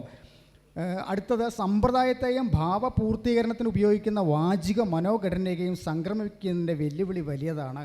അതായത് വാചികമായിട്ട് നമുക്ക് തോന്നുന്നൊരു തരത്തിലുള്ള റിയലിസവും അതിനുള്ളിലിരിക്കുന്ന ഒരു സാധനവും തമ്മിൽ യോജിക്കണം. സാധാരണ രീതിയിൽ ഭാഷ എന്ന് പറയുന്നത് വളരെയധികം റിയലിസ്റ്റിക് ആണ്. റിയലിസ്റ്റിക് ആയിട്ടുള്ള വാചകങ്ങൾ, സ്ഥിരമായി ഉപയോഗിക്കുന്ന വാചകങ്ങൾ തന്നെ ഉപയോഗിച്ചുകൊണ്ട് എങ്ങനെയാണ് ഇത്തരം മനോമുകുളങ്ങളെ വിരിയിപ്പിച്ചെടുക്കുക എന്ന് പറഞ്ഞത് എഴുത്തിൻ്റെ വലിയൊരു വെല്ലുവിളിയായിട്ട് എനിക്ക് തോന്നിയിട്ടുണ്ട്. ഇതിൻ്റെ വെല്ലുവിളി എന്ന് പറയുന്നത് നമുക്ക് പരിചയമില്ലാത്തൊരു സാധനം നമ്മൾ എഴുതുന്നത്, അതുകൊണ്ട് തന്നെ മറ്റൊരാൾക്ക് ഇതിനെ പരിചയപ്പെടുത്തേണ്ടി വരുന്നു എന്നുള്ളത് കൊണ്ട് തന്നെ നമ്മൾ ഏറ്റവും കൂടുതൽ നിർണായകമായിട്ട് സന്ധി നമ്മൾ നേരിടും. കാരണം എന്താ വെച്ചാൽ ഇത് എങ്ങനെ മറ്റൊരാളെ ബോധ്യപ്പെടുത്തും, ഈ ശൈലി മറ്റൊരാൾക്ക് ഉപയോഗമാവുമോ അല്ലെങ്കിൽ അവർക്ക് അതിലേക്ക് പ്രവേശിക്കാൻ പറ്റുമോ എന്നുള്ളൊരു വൈതരണി നമുക്ക് മുന്നിലപ്പോൾ വരും. അത് നേരിടേണ്ടി വരും. ഇനി ഇതിനൊക്കെ അപ്പുറം നിൽക്കുന്ന നമുക്കറിയാത്ത അജ്ഞേയതയുടെ ഏതെങ്കിലും ഒരു തുമ്പിൽ തൊടുമ്പോൾ മാത്രമാണ് എഴുത്ത് ഒരു പ്രത്യേക രൂപത്തിൽ എഴുതുന്ന ആളെ തന്നെ വിഭ്രമിപ്പിക്കുക. മനസ്സ് സ്വയം വിഭ്രമിക്കാൻ നമ്മളെ വിടുന്നൊരവസ്ഥ എന്ന് പറയുന്നത് എപ്പോഴും അജ്ഞാതത്തിൽ, ജ്ഞാതമല്ലാത്ത ഒന്നിൽ, അറിയാത്ത ഒന്നിൽ, നമുക്ക് തന്നെ തിരിച്ചറിയാത്ത ഒന്നിൽ, നമുക്ക് ഒട്ടും അനുഭവമില്ലാത്ത ഒരു വലിയ ചരിത്ര ആഴത്തിൽ നിന്നും അല്ലെങ്കിൽ ഒരു വലിയ മനോചരിത്ര ആഴത്തിൽ നമ്മൾ പോയി തൊടുമ്പോഴാണ്. അതിൻ്റെ അനുഭവമാണ് എഴുത്തിൻ്റെ ഏറ്റവും വലിയ ഭാവതീവ്രതയായിട്ട് എനിക്ക് അനുഭവപ്പെടാറ്. ഈ ഭാവതീവ്രത പലപ്പോഴും നമുക്ക് അറിയുന്നത് ഒരു പ്രത്യേകതരം വൈബ്രേഷൻ എഴുതുന്നതിൻ്റെ ഇടയ്ക്കിൽ ഉണ്ടാകുന്ന ചില വാചകങ്ങളിൽ ഉണ്ടാകുന്ന വൈബ്രേഷനായിട്ടാണ് അനുഭവപ്പെടാറ്. അതൊരു തരത്തിലുള്ള എഴുത്തുകാരന് അനുവദിക്കപ്പെട്ടിട്ടുള്ള അതീന്ദ്രിയ അനുഭവം ആണ് അത് എന്നാണ് എൻ്റെ ഒരു അഭിപ്രായം. ഇതിന് ഏറ്റവും എന്നെ അനുകൂലിക്കുന്ന ഒരു കാര്യമെന്ന് പറഞ്ഞാൽ എനിക്ക് ജന്മനാൽ കിട്ടിയിട്ടുള്ള ഈ പരകായ പ്രവേശത്തിനോടുള്ള വാസന എനിക്ക് ജന്മന ഉണ്ട്. ഞാൻ ശബരിമലയ്ക്ക് പോകുന്ന ആൾക്കാർക്ക് വേണ്ടിയിട്ട് ശരണം വിളിക്കുമ്പോൾ വിറയ്ക്കാറുണ്ട്. മുദ്രാവാക്യം വിളിച്ചാൽ ഞാൻ വിറയ്ക്കും. മാത്രമല്ല, ഞാൻ അഭിനയിക്കാൻ നിൽക്കുന്ന സമയത്ത് ക്യാമറ റൂമിൽ അഭിനയിക്കാൻ നിൽക്കുമ്പോഴാവട്ടെ, വേദിയിൽ അഭിനയിക്കാൻ നിൽക്കുമ്പോഴാവട്ടെ, ഡബ്ബിങ്ങിന് വേണ്ടിയിട്ട് ഞാൻ മൈക്കിന് മുമ്പിൽ നിൽക്കുമ്പോൾ ആവട്ടെ, ഏതാണോ കഥാപാത്രം ആ കഥാപാത്രത്തിലേക്ക് സംക്രമിക്കുകയും എനിക്ക് പെട്ടെന്ന് തന്നെ ഒഴിവാക്കാൻ പറ്റുകയും ചെയ്യുന്നൊരു സ്വഭാവം എനിക്കുണ്ടെന്നുള്ളത് കൊണ്ട് തന്നെ ഈ ഒരു വെളിച്ചപ്പാട് തുള്ളൽ എൻ്റെ ജീവിതത്തിൽ എഴുത്തിൽ വലിയ സഹായമായിട്ടുണ്ട്, ജീവിതത്തിൽ വലിയ കെണിയും ആയിട്ടുണ്ട്. കാരണം എന്താ വെച്ചാൽ അന്ധവിശ്വാസ ജഡിലമാണ്, ഷോർട്ട് സൈറ്റുള്ള വിശ്വാസ ജഡിലമാണെന്നൊക്കെ പറയുന്ന പല മറ്റു കാര്യങ്ങളിലും എനിക്ക് ഒരു മടി കൂടാതെ ഇടപെടാൻ പറ്റും, ആണ്ട് മുങ്ങാനും പറ്റും. പിന്നെ അടുത്തത്, ഇതിനൊക്കെ പറയുമ്പോൾ എന്താ വെച്ചാൽ ശുദ്ധ ശരാശരിത്വമാണ് എനിക്കിതിനെതിരായിട്ട് നിൽക്കുന്നൊരു കാര്യം. റിയലിസം പോലും ഞാൻ അനുവദിക്കും, പക്ഷേ ശുദ്ധ ശരാശരിത്വം എനിക്ക് തീരെ അനുവദിക്കാൻ പറ്റില്ല. എനിക്ക് അനുവദിക്കാൻ പറ്റില്ല പറഞ്ഞാൽ ഞാൻ പുറമേ അല്ല, എൻ്റെ ഉള്ളിൽ തന്നെ ശരാശരിത്വം വന്നാൽ ഞാൻ അതിനെ വെട്ടിമുറിക്കും. അതുകൊണ്ട് തന്നെ ശരാശരിത്വം എവിടെയാണോ പ്രത്യക്ഷപ്പെടുന്നതെങ്കിൽ ആ പ്രത്യക്ഷപ്പെടുന്ന ഇടങ്ങളിലെല്ലാം ഞാൻ കത്തിവെക്കുകയും അതിൻ്റെ ഭാഗമായി ഒട്ടേറെ ശത്രുക്കളെ നല്ല സുഗമമായി സുന്ദരമായി നേടുകയും ഞാൻ ചെയ്യാറുണ്ട്. അത് ശരാശരിത്വത്തിൻ്റെ പ്രശ്നം എന്താ വെച്ചാൽ അതിൻ്റെ ആത്മരതിയാണ്. ആത്മരതിയോട് കൂടി നമ്മൾ ബന്ധപ്പെട്ടുകൊണ്ട് മഹത്തായ സാഹിത്യം ഉണ്ടാക്കാൻ കഴിയില്ല, മഹത്തായ മനസ്സിനെ സംഘടിപ്പിക്കാൻ പറ്റില്ല. നമുക്ക് മഹത്തായ എന്തിലേക്കെങ്കിലും വരണമെങ്കിൽ ഒരിക്കലും ആത്മരതി വലിയ ഗുണമൊന്നും ചെയ്യാറില്ല. അത് വീക്കെൻഡ് എന്ന് കിട്ടിയിട്ടുള്ളൊരിതാണ്. ആദ്യം പൊശുക്കി വിടേണ്ടത് അവനവനെ തന്നെയാണ് എന്ന പാഠം എനിക്ക് അറിയാതെ അറിയിച്ചു തന്നിട്ടുള്ള വീക്കെൻഡ് മുഖതാവിലുള്ള ക്ലാസ്സുകളാണ്. അദ്ദേഹം എൻ്റെ അമ്മാവനായതുകൊണ്ട് എനിക്ക് ആദ്യത്തെ അടി എൻ്റെ മുഖത്ത് വീഴാനുള്ള സൗകര്യം വളരെ എളുപ്പമായിരുന്നു എന്നുള്ളതുകൊണ്ട് തന്നെ അവിടുന്ന് തന്നെ ആ കളരിയിൽ നിന്നാണ് ഞാനിത് മുഴുവൻ ഏറ്റുവാങ്ങിയിട്ടുള്ളത്. അതുകൊണ്ട് ഇഷ്ടം പോലെ ഈ പറഞ്ഞ പോലെ എന്താ പറയുക, ഈ ശുദ്ധ ശരാശരിത്വത്തെ എതിർത്ത് തോൽപ്പിക്കാനുള്ളൊരു ശ്രമം ഞാൻ നടത്താറുണ്ട്. അതിൻ്റെ കാരണം ഒറ്റ കാര്യം പറഞ്ഞ് ഞാൻ അവസാനിപ്പിക്കാം. മലയാളത്തിൽ ഇന്ന് എഴുതിക്കൊണ്ടിരിക്കുന്ന ആൾക്കാരിൽ ജ്ഞാനപീഠത്തിലേക്ക് ഉയരാൻ പറ്റുന്ന ഒരു എഴുത്തുകാരനെ ഉണ്ടാക്കാൻ നമുക്ക് പറ്റുമോ എന്ന് ആലോചിക്കുമ്പോൾ നമുക്ക് മനസ്സിലാവുമോ അതിൻ്റെ പരിമിതി എന്താണ്. ഞാൻ എപ്പോഴും ആഗ്രഹിക്കുന്നത് നോബൽ സമ്മാനത്തിലേക്ക് മലയാളം കടന്നു പോകണമെന്നാണ്. അതിനനുസരിച്ചുള്ള വലിയ ആവേഗങ്ങൾ എഴുത്തുകാർ സ്വീകരിക്കേണ്ടതുണ്ട്. ഒരു രാജ്യത്തിൻ്റെയും മനുഷ്യൻ്റെയും വലിയ സഞ്ചിതവും ആർജിതവുമായ വലിയ രൂപഭാവങ്ങളിലേക്ക് അവനെ മനസ്സുകൊണ്ട് സഞ്ചരിക്കേണ്ടതുണ്ട്. ഇങ്ങനെയുള്ള ഉത്തരവാദിത്വങ്ങളും ഏറ്റെടുക്കാതെ ശുദ്ധ ശരാശരിത്വത്തിൽ മുഴുകി ഫോട്ടോ എടുത്തും സെൽഫി എടുത്തും അവസാനിക്കുന്ന ഒരു തലമുറയാണ് വരാൻ പോകുന്നതെങ്കിൽ ഭാഷയും അവിടെ അസ്തമിക്കും. ഈ ഭാഷയുടെ പുറത്തുണ്ടാവുന്ന നമ്മുടെ എല്ലാ സങ്കല്പങ്ങളും അവസാനിക്കുമെന്ന് മാത്രം പറഞ്ഞുകൊണ്ട് ഇത്രയൊക്കെ പറഞ്ഞ് ഉപദ്രവിക്കാൻ കഴിഞ്ഞ എൻ്റെ സന്തോഷം കൂടി പങ്കുവെച്ചുകൊണ്ട് നന്ദി പറഞ്ഞുകൊണ്ട് ഞാൻ നിർത്തുന്നു. നന്ദി, നമസ്കാരം. അടുത്ത് മൃദുൽ വി എം.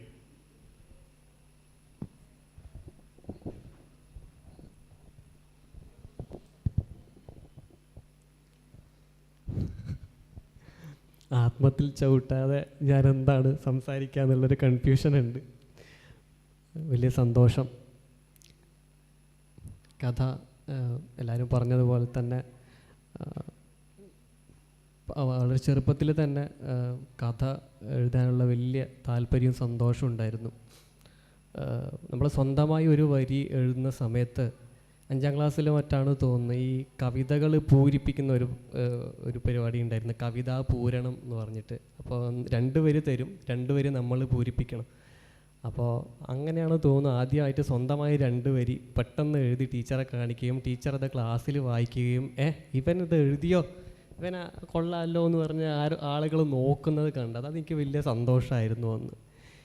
അപ്പോൾ 2 വരി സ്വന്തമായി എഴുതുന്ന സമയത്ത് ആളുകളത് ശ്രദ്ധിക്കുന്നുണ്ടല്ലോ എന്നൊക്കെ ഉള്ളൊരു തോന്നൽ വളരെ ചെറുപ്പത്തിലുണ്ടായിരുന്നു. പിന്നീട് കുഞ്ഞു കുഞ്ഞു വായനകളൊക്കെ വന്നത് 6ാം ക്ലാസ്സിൽ 7ാം ക്ലാസ്സിലൊക്കെ പഠിക്കുമ്പോഴാണ്. അപ്പോൾ എൻ്റെ ഞാനത് കുളയെന്ന് പറഞ്ഞിട്ടുള്ള എൻ്റെ പുസ്തകത്തിൻ്റെ ആമുഖത്തിൽ ഞാനത് പറഞ്ഞിട്ടുണ്ട്. കുഞ്ഞു കാര്യമാണ്. അപ്പോൾ എൻ്റെ ക്ലാസ്സിൽ ഒരു പെൺകുട്ടി ഉണ്ടായിരുന്നു, എൻ്റെ കൂട്ടുകാരി. അപ്പോൾ പിന്നെ അവളുടെ ഇളയച്ചൻ ഗൾഫിൽ നിന്ന് വരുന്ന സമയത്ത് ഒരു നല്ല ഈ ലെറ്റർ പാഡ് നല്ല ഭംഗിയുള്ള, ഞങ്ങൾക്ക് അവിടെ അന്ന് കിട്ടിയ ഈ കടലാസുകളൊക്കെ വില കുറഞ്ഞ ഈ പൾപ്പിൻ്റെ ഒക്കെ ഇതൊക്കെ ഉണ്ടാകുന്ന ഒരു ക്വാളിറ്റി ഇല്ലാത്ത പേപ്പറുകളായിരുന്നു. ഇവളുടെ ഇളയച്ചൻ കൊണ്ടുവന്ന ഈ ലെറ്റർ പാഡിൻ്റെ പേപ്പറുകൾ അതിൽ 2 എണ്ണം കീറി എൻ്റെ കയ്യിൽ തന്നിട്ട് പറഞ്ഞു, നീ എടുത്തോ, പരീക്ഷ എഴുതാൻ എടുത്തോ എന്ന് പറഞ്ഞു. അപ്പോൾ എനിക്ക് അത്രയും ഭംഗിയുള്ള പേപ്പറിൽ പരീക്ഷ എഴുതി മുട്ട വാങ്ങാൻ താല്പര്യമില്ലാത്തതുകൊണ്ട് ഇതിലെന്തെങ്കിലും കഥ എഴുതി കൊടുക്കാം, എന്തെങ്കിലും എഴുതാം എന്ന് വിചാരിച്ചു. അപ്പോൾ അങ്ങനെ കഥ എഴുതാമെന്ന് വിചാരിച്ചു. അപ്പോൾ എന്താ എഴുതുക എന്ന് പറഞ്ഞപ്പോൾ ഞാൻ എന്തെങ്കിലുമൊക്കെ എഴുതാം. അപ്പോൾ ഇങ്ങനെ അബ്ദുവിൻ്റെ ലോകം എന്ന് പറഞ്ഞ് ഞാനൊരു ടൈറ്റിലൊക്കെ കൊടുത്ത് അബ്ദുവിനെ പറ്റി എഴുതാൻ തുടങ്ങി. ഇങ്ങനെ അപ്പോൾ കുറേ എഴുതാം, അബ്ദുവിൻ്റെ ലോകം വലിയ ലോകമായിരിക്കുമല്ലോ എന്നുള്ള നിലയിൽ ഇങ്ങനെ കുറച്ച് കാര്യങ്ങൾ എഴുതി. അത് 2 പേജ് തീർന്ന് അവിടെ അവൾക്ക് പേപ്പർ തീർന്നു, 2 പേപ്പറും തീർന്നു. ഞാൻ തുടരും എന്നെഴുതി പിറ്റേന്ന് അവൾക്കത് വായിക്കാൻ കൊടുത്തു. ഒരു ക്ലാസ് പീരീഡ് ഇല്ലാത്ത, ടീച്ചർ വരാത്തൊരു സമയത്ത് അവൾ പെട്ടെന്ന് അതിരുന്ന് എല്ലാം വായിച്ചു. ഭയങ്കര നന്നായിട്ടുണ്ട്, ഇതിൻ്റെ ബാക്കി എന്താ അവൾ ചോദിച്ചു. അപ്പോൾ ഞാൻ പറഞ്ഞു പേപ്പർ തീർന്നു പോയി എന്ന് പറഞ്ഞപ്പോൾ അവളുടെ ലെറ്റർ പേപ്പർ കീറി 2 പേപ്പറും കൂടി തന്നു. അപ്പോൾ എനിക്ക് ഭയങ്കര ഉത്സാഹമായി, അവളൊരു വായിക്കാൻ ഒരാളുണ്ട് എന്നുള്ളൊരു തോന്നലിൽ അതിൻ്റെ ബാക്കിയും കൂടി അബ്ദു കണ്ടമാനം എന്തൊക്കെയോ ചെയ്യുന്നു, കാര്യങ്ങളൊക്കെ ചെയ്യുന്നു. അതിൻ്റെ അവസാനം ഞാൻ തുടരും എന്ന് എഴുതി കൊടുത്തു. ഒരു പേപ്പർ കൂടെ കിട്ടി. അപ്പോൾ അതിലെന്താ എഴുതേണ്ടതെന്ന് അറിയില്ല. അപ്പോൾ അതുവരെ അബ്ദു വീട്ടിലുണ്ടായിരുന്നു. അപ്പോൾ അബ്ദുവിൻ്റെ വീട്ടിൽ ഉമ്മയും പെങ്ങളൊക്കെ ഉണ്ടായിരുന്നു. അബ്ദുവിൻ്റെ ഉപ്പ എൻ്റർ ചെയ്തിട്ടില്ല. അപ്പോൾ ഉപ്പ വരുന്നത് പട്ടാളത്തു നിന്നോ മറ്റാണ്. ഉപ്പ വരുമ്പോൾ ഒരു പെൺകുട്ടീനും കൂട്ടിയിട്ടാണ് വരുന്നത്. അപ്പോൾ അവളുടെ കയ്യിലൊരു റബ്ബർ മൂങ്ങ, നീലക്കണ്ടുള്ള റബ്ബർ മൂങ്ങയൊക്കെ ഉണ്ട്. അപ്പോൾ ഇതൊക്കെ എഴുതി കൊടുത്ത് അവൾക്ക് കൊടുത്തപ്പോൾ അവൾ പറഞ്ഞു, ഈ കഥ ഞാൻ എവിടെയോ വായിച്ചിട്ടുണ്ട്, ഇതുവരെ എല്ലാം ഓക്കെയാണ് കിട്ടുന്നേട്ടാ, പിന്നെ ഇത് ഞാൻ എവിടെയോ വായിച്ചിട്ടുണ്ട് എന്ന് പറഞ്ഞു. അപ്പോഴേക്കാണ് അത് MTയുടെ നിൻ്റെ ഓർമ്മയ്ക്ക് അതിൽ കയറി വന്നത്. പക്ഷേ ഞാനൊന്ന് പിടിക്കപ്പെട്ടെങ്കിലും എനിക്ക് ഭയങ്കര സന്തോഷമായി. അപ്പോൾ നമ്മൾ എഴുതുമ്പോൾ അവൾ ഭയങ്കര ഉത്സാഹത്തോടെ വായിച്ചല്ലോ. അന്ന് തൊട്ട് പുതിയത് എന്തെങ്കിലുമൊക്കെ എഴുതണമെന്നൊക്കെയുള്ള വലിയ താല്പര്യം ഉണ്ടായിരുന്നു. അപ്പോൾ അതാണ് എൻ്റെ ഒരു എഴുത്തിൻ്റെ തുടക്കം എന്ന് പറയുന്നത്. പിന്നീട് നെഹ്റു കോളേജിലെത്തി. അവിടെ അഭ്യാസ മാഷായിരുന്നു എൻ്റെ അധ്യാപകൻ. ഞാൻ സയൻസ് വിഷയമാണ്. മാഷ് ഒരു സെമസ്റ്റർ മാത്രം പഠിപ്പിക്കാനുണ്ടായിരുന്നു, മലയാളം സബ്ബായിട്ട്. മാഷ് കൂടുതൽ അന്ന് വായിക്കാനും കാര്യങ്ങളൊക്കെ, എൻ്റെ വായനയും എഴുത്തൊക്കെ കൂടുതൽ കുറച്ച് കൂടുതലായി വരുന്നത് എൻ്റെ കോളേജ് കാലഘട്ടത്തിലാണ്. അന്നവിടെ കോളേജ് കലോത്സവത്തിന് എഴുതിയൊരു കഥ മാഷാണ് വാല്യൂ ചെയ്യുന്നത്. അപ്പോൾ മാഷ് പറഞ്ഞത് നല്ല കഥയാണ്, ഇത് മാതൃഭൂമിയിലേക്ക് അയക്കണം, അത് പബ്ലിഷ് ചെയ്ത് വരും എന്നുള്ള നിലയിൽ പറഞ്ഞ്, അങ്ങനെയാണ് ഒരു ആദ്യമായിട്ടൊരു കഥ മാതൃഭൂമി, ഞാൻ കോളേജിൽ പഠിക്കുന്ന സമയത്താണ് ഒരു കഥ അച്ചടിച്ച് വരുന്നത്. അപ്പോൾ വലിയ സന്തോഷമാണ്. അപ്പോൾ ഒരു തുടക്കക്കാരന് കിട്ടുന്നൊരു വലിയ സന്തോഷം എന്നുള്ള നിലയിൽ 2015 കഥ എഴുത്തൊക്കെ നിർത്തി. പിന്നെ എൻ്റെ പിന്നീട് വന്നത് 2020 അപ്പോൾ ഒരു വലിയ ബ്രേക്കിന് ശേഷം ഒരു കഥ. അന്ന് യുവധാര പുതുക്കിയ പതിപ്പൊക്കെ വരുന്ന സമയം, എൻ്റെ നാട്ടുകാരനും എൻ്റെ അയൽക്കാരനൊക്കെ ആയിട്ടുള്ള ഷാജിയേട്ടൻ്റെ കഥയാണ് തൊട്ട് മുമ്പത്തെ, PV ഷാജികുമാറിൻ്റെ കഥയാണ് തൊട്ട് മുമ്പത്തെ പതിപ്പിൽ വന്നത്. അപ്പോൾ കഥ ചോദിച്ചു. അപ്പോൾ നീലനഖം എന്ന് പറഞ്ഞിട്ടുള്ളൊരു കഥ എഴുതി കൊടുത്തു. അത് മാർച്ചിലക്കത്തിലാണ് വരേണ്ടത്. അച്ചടിച്ചു എന്നുള്ള വിവരം കിട്ടി. അത് അച്ചടിച്ച് പുറത്തു വരുന്നതിന് മുമ്പ് കോവിഡ് വന്നു. അച്ചടിച്ച കെട്ടുകളൊക്കെ അത് അച്ചടിച്ച സ്ഥലത്ത് തന്നെ കെട്ടിക്കിടന്നു. അത് പിന്നെ കയ്യിൽ കിട്ടിയില്ല. പക്ഷേ ആ കോവിഡ് കാലത്താണ് കൂടുതൽ ആളുകൾ വായിച്ച മരിച്ച വീട്ടിലെ 3 പേർ എന്ന് പറഞ്ഞിട്ടുള്ള ഒരു കഥ എഴുതുന്നത്. എന്നെ ഒരു എഴുത്തുകാരെന്നുള്ള നിലയിൽ ആളുകൾ അറിയുന്നത് ആ കഥയിലൂടെ ആയിരുന്നു. അങ്ങനെ ഇന്ത്യൻ എക്സ്പ്രസ് മലയാളത്തിലാണ് അത് അച്ചടിച്ചു വരുന്നത്. അതിന് ശേഷമാണ് കുളെ എന്ന് പറഞ്ഞിട്ടുള്ള കഥ, അതും കുറച്ച് ആൾക്കാരൊക്കെ അന്ന് വായിച്ചതായിരുന്നു. ഇപ്പോൾ നമ്മുടെ കാസർഗോഡിന് എനിക്ക് മുമ്പേ ഈ അംബിയാസ് മാഷും PV ഷാജികുമാർ, സന്തോഷ് ചേട്ടനൊക്കെ കാസർഗോഡിന് ഓൾമോസ്റ്റ് എല്ലാം ഉപയോഗിച്ച് കഴിഞ്ഞിരുന്നു. എനിക്കിനി എന്താണ് ഉള്ളതെന്നുള്ള അന്വേഷണം എല്ലാ കാലത്തും ഉണ്ടായിരുന്നു. അപ്പോഴാണ് കാസർഗോഡ് വളരെ അപൂർവമായിട്ടുള്ള പ്രേത കല്യാണം, പ്രേതങ്ങളെ തമ്മിൽ കല്യാണം കഴിപ്പിക്കുക എന്നുള്ളൊരു പരിപാടിയുള്ള കാര്യം അറിഞ്ഞത്. അപ്പം അന്ന് കാസർഗോഡിനടുത്തൊരു സ്ഥലത്ത് ഒരു വീട്ടിൽ ഇങ്ങനെ ഒരു ചടങ്ങ് രഹസ്യമായി നടക്കുന്നത്, രഹസ്യമല്ല, അവർക്കത് പരസ്യമായിട്ട് തന്നെയാണ് ചെയ്യുന്നത്, ഇങ്ങനെ ഒരു കാര്യം നടക്കുന്നുണ്ട് എന്നുള്ള കാര്യം അറിഞ്ഞത്. അപ്പോൾ അന്ന് പോയപ്പോൾ സംഭവം നടക്കുന്നുണ്ട്. 2 വീട്ടുകാരൊക്കെ വന്ന്, അന്ന് കല്യാണം ഉണ്ടായിരുന്നില്ല, ഇവർ തമ്മിലുള്ള എൻഗേജ്മെൻ്റ് ആയിരുന്നു അന്നുണ്ടായിരുന്നത്. അപ്പോൾ ചടങ്ങുകളൊന്നും കണ്ടില്ല. 2 വീട്ടിൽ 2 പ്രേതങ്ങളെ കണ്ടെത്തി അവരെ എൻഗേജ് ചെയ്യിപ്പിക്കുക, കല്യാണം മറ്റൊരു ദിവസത്തേക്ക് മാറ്റി. അപ്പോൾ അത് അങ്ങനെ നടന്നു എന്നുള്ളത് എന്നെ സംബന്ധിച്ച് ഭയങ്കര രസകരമായിട്ടുള്ളൊരു സംഭവമായിട്ട് തോന്നി. കൾച്ചറലി അവർ ചെയ്യുന്ന ഒരു കാര്യമാണ്. പ്രേത കല്യാണം നടത്തിക്കഴിഞ്ഞാൽ കുടുംബത്തിനും നാട്ടുകാർക്കൊക്കെ ഭയങ്കര ഒരു അടിപൊളിയാണ്, ഭയങ്കര ഐശ്വര്യമൊക്കെ ഉണ്ടാകും എന്നുള്ളൊരു സങ്കല്പത്തിൻ്റെ പുറത്താണ് നടത്തുന്നത്. പിന്നീട് 2 വർഷം മുമ്പ്, ഇതൊരു 2020 മുമ്പായിരുന്നു. അപ്പോൾ 2021-22 ആകുന്ന സമയത്താണ് കാസർഗോഡ് ജില്ലയിൽ, എനിക്കറിയാം, എനിക്ക് ചുറ്റും ഈ ജാതി വളരെ കൃത്യമായിട്ട് വളരുന്നത് എനിക്ക് മനസ്സിലാകുമായിരുന്നു. ഇന്ത്യൻ യാഥാർത്ഥ്യമാണല്ലോ. അപ്പോൾ എല്ലാ നാട്ടിലും ഈ ഒരു പരിപാടി നന്നായിട്ട് വളർന്ന് വരുന്ന ഒരു കാര്യമായിരുന്നു. അപ്പോൾ കാസർഗോഡ്, അപ്പോൾ എനിക്ക് അന്ന് കിട്ടിയ ഒരു സുഹൃത്ത് പറഞ്ഞ അറിവാണ്. അപ്പോൾ അവിടെ ഒരു വീട്ടിൽ, അപ്പോൾ എല്ലാ വീട്ടിലും കുടുംബശ്രീ കൂടുന്നൊരു പതിവുണ്ട്. ഓരോ വീട്ടിലും ഓരോ ആഴ്ച ഓരോ വീട്ടിൽ കുടുംബശ്രീ കൂടുക. അപ്പോൾ ഇങ്ങനെ ഇവർക്ക് കുടുംബശ്രീ കൂടുമ്പോൾ ആ വീട്ടുകാർ ഇവർക്ക് ചായയും കാര്യങ്ങളൊക്കെ കൊടുക്കും. അങ്ങനെ ഒരു പെൺകുട്ടിയുടെ വീട്ടിൽ ഒരു കല്യാണം കഴിച്ച ഒരു സ്ത്രീ, അവരുടെ വീട്ടിൽ പിന്നെ കുടുംബശ്രീ കൂടുന്ന സമയത്ത് ഇവർക്ക് കഴിക്കാൻ വേണ്ടി മിക്സ്ചറും കേക്കും കട്ടൻ ചായയൊക്കെ കൊണ്ടുവച്ചു. അവർ വന്ന സ്ത്രീകളെല്ലാവരും കട്ടൻ ചായയും ഈ മിക്സ്ചറും കേക്കൊക്കെ കഴിക്കാൻ തുടങ്ങി. കട്ടൻ ചായ തൊടുന്നില്ല. ഇവരൊരു ദളിത് കുടുംബം ആണ് ആ വീട്.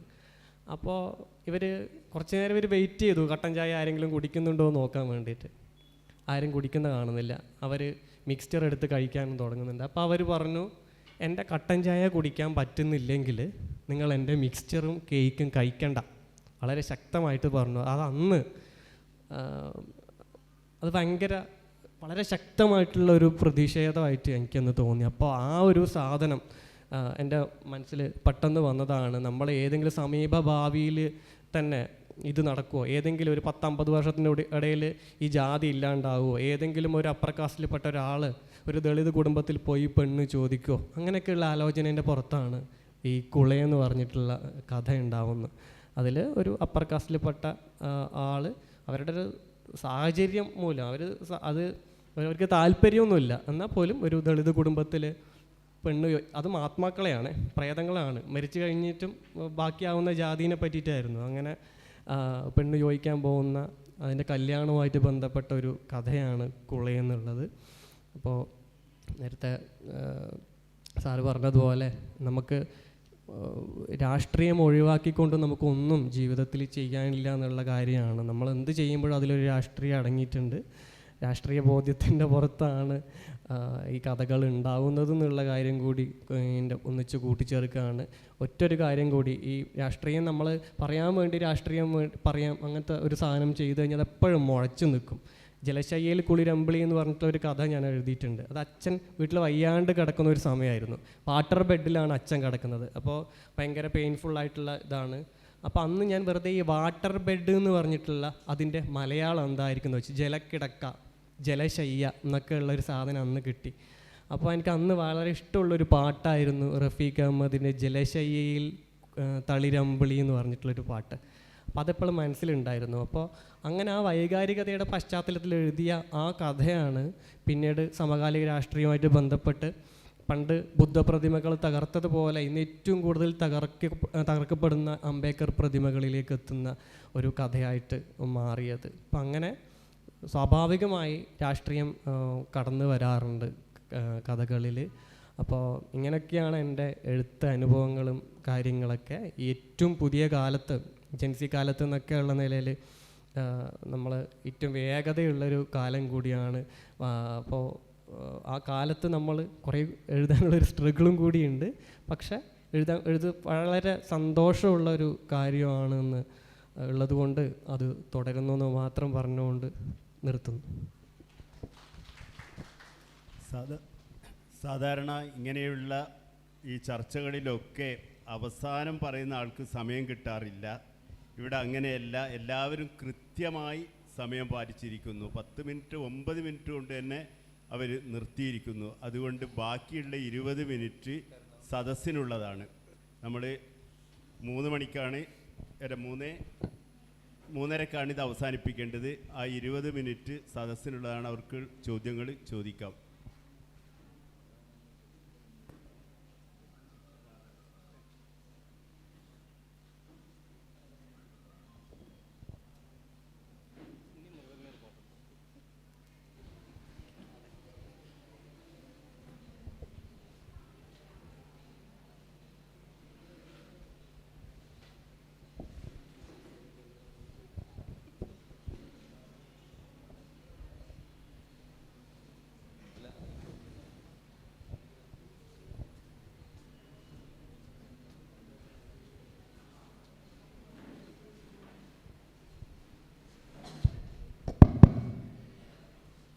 എൻ്റെ പേര് അജീഷ്.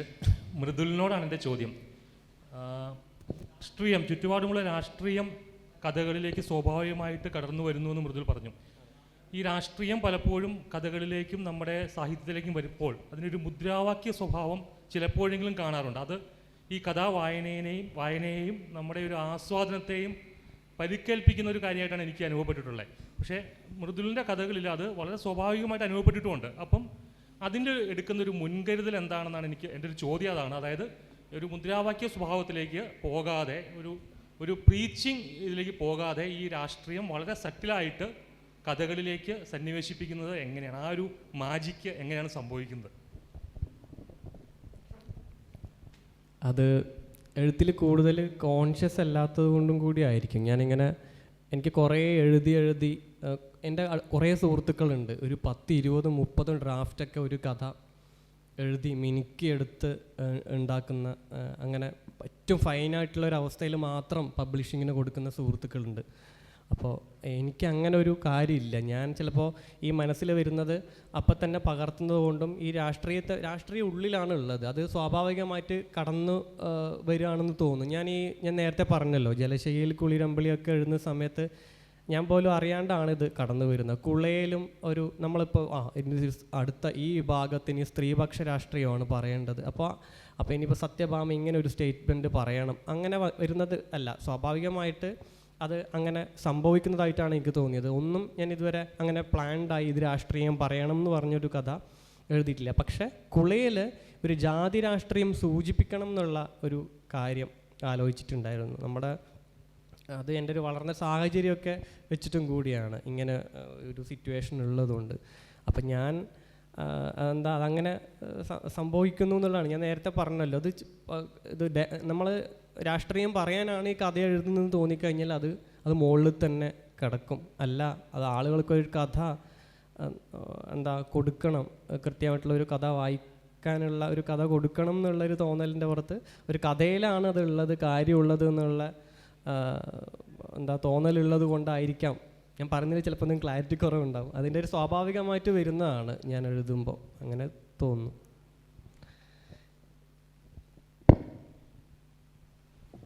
എൻ്റെ പേര് JB എന്നാണ്. ചെറിയൊരു ചോദ്യം, എനിക്ക് വളരെ താല്പര്യം തോന്നിയത് ഒരു അന്തർദേശീയ തലത്തിലേക്ക് പോകുന്ന ഒരു ഡിസ്കഷൻ രമേശേൻ്റെ ഭാഗത്തുണ്ടായി. ഇത് മാത്രമല്ല, നമ്മൾ നോബൽ പ്രൈസ് കാണണം എന്നുള്ള തലത്തിലേക്ക് നമ്മുടെ കഥ എത്തപ്പെടണമെന്നൊരാഗ്രഹം. എന്തുകൊണ്ടാണ് ഈ കഥാപാത്രങ്ങളെ മാത്രം അവരെ മാറ്റി നിർത്തിയിട്ട് അല്പം കൂടിയും തീവ്രമായ സ്ഥലകാല അനുഭവങ്ങളെ വെച്ചുകൊണ്ട് ഒരു പരീക്ഷണം എന്തുകൊണ്ടാണ് വരാത്തത് എന്നൊരു ചോദ്യം. അല്പം കൂടി തീവ്രമായ അനുഭവങ്ങളിലൊക്കെ എഴുത്തുകാരെത്തേണ്ടതല്ലേ എന്നൊരു ചോദ്യം ാണ് ചോദ്യം. ഒരു അന്തർദേശീയ തലത്തിലേക്ക് എത്തണമെന്നുള്ളൊരു സജഷൻ വെച്ചതുകൊണ്ടാണ് പറയുന്നത്. എന്തോ ഒരു പോരായ്മ കണ്ടിട്ടായിരിക്കണമല്ലോ ഈ ഒരു സജഷനിലേക്ക് എത്തിയത്. എന്തുകൊണ്ട് അല്പം കൂടി തീവ്രമായ ഒരു സ്ഥലകാല അനുഭവങ്ങളിലേക്ക് പോയിക്കൂടാ? അത് തോന്നിയിട്ടുള്ളത് എന്താ വെച്ചാലേ, ഞാനത് പറയാം, അത്ര വലിയ യോഗ്യനല്ലെങ്കിൽ ഞാൻ ശ്രമിക്കാം. അതെന്താ വെച്ചാൽ ഒന്നുമില്ല, ഒരു ജനത എന്നുള്ള രൂപത്തിൽ നമ്മൾ ചിന്തിക്കുമ്പോൾ നമ്മൾ ആ ജനത ജീവിക്കുന്ന ഒരു രാജ്യം എന്നുള്ള വലിയ പരപ്പിൽ ചിന്തിക്കണം. അപ്പം നമുക്ക് ഈ ഏകധ്രുവ കേന്ദ്രീകൃതമായിട്ട് അല്ലെങ്കിൽ ഏക വിഷയ കേന്ദ്രീകൃതമായിട്ട് ഒരു അവസ്ഥേനെയോ അല്ലെങ്കിൽ ഒരു ജീവിതത്തെയോ അടയാളപ്പെടുത്താനുള്ള വാസന നമുക്ക് സ്വമേധയാ നഷ്ടപ്പെടും. അങ്ങനെ പരന്നു പോയിട്ട് എല്ലാ ജീവിതത്തെയും നമ്മൾ അടയാളപ്പെടുത്തണമെങ്കിൽ നമുക്ക് ഏറ്റവും വേണ്ടത് ഈ സ്വം എന്ന് പറഞ്ഞ സെൽഫ് നമുക്ക് കുറയണം.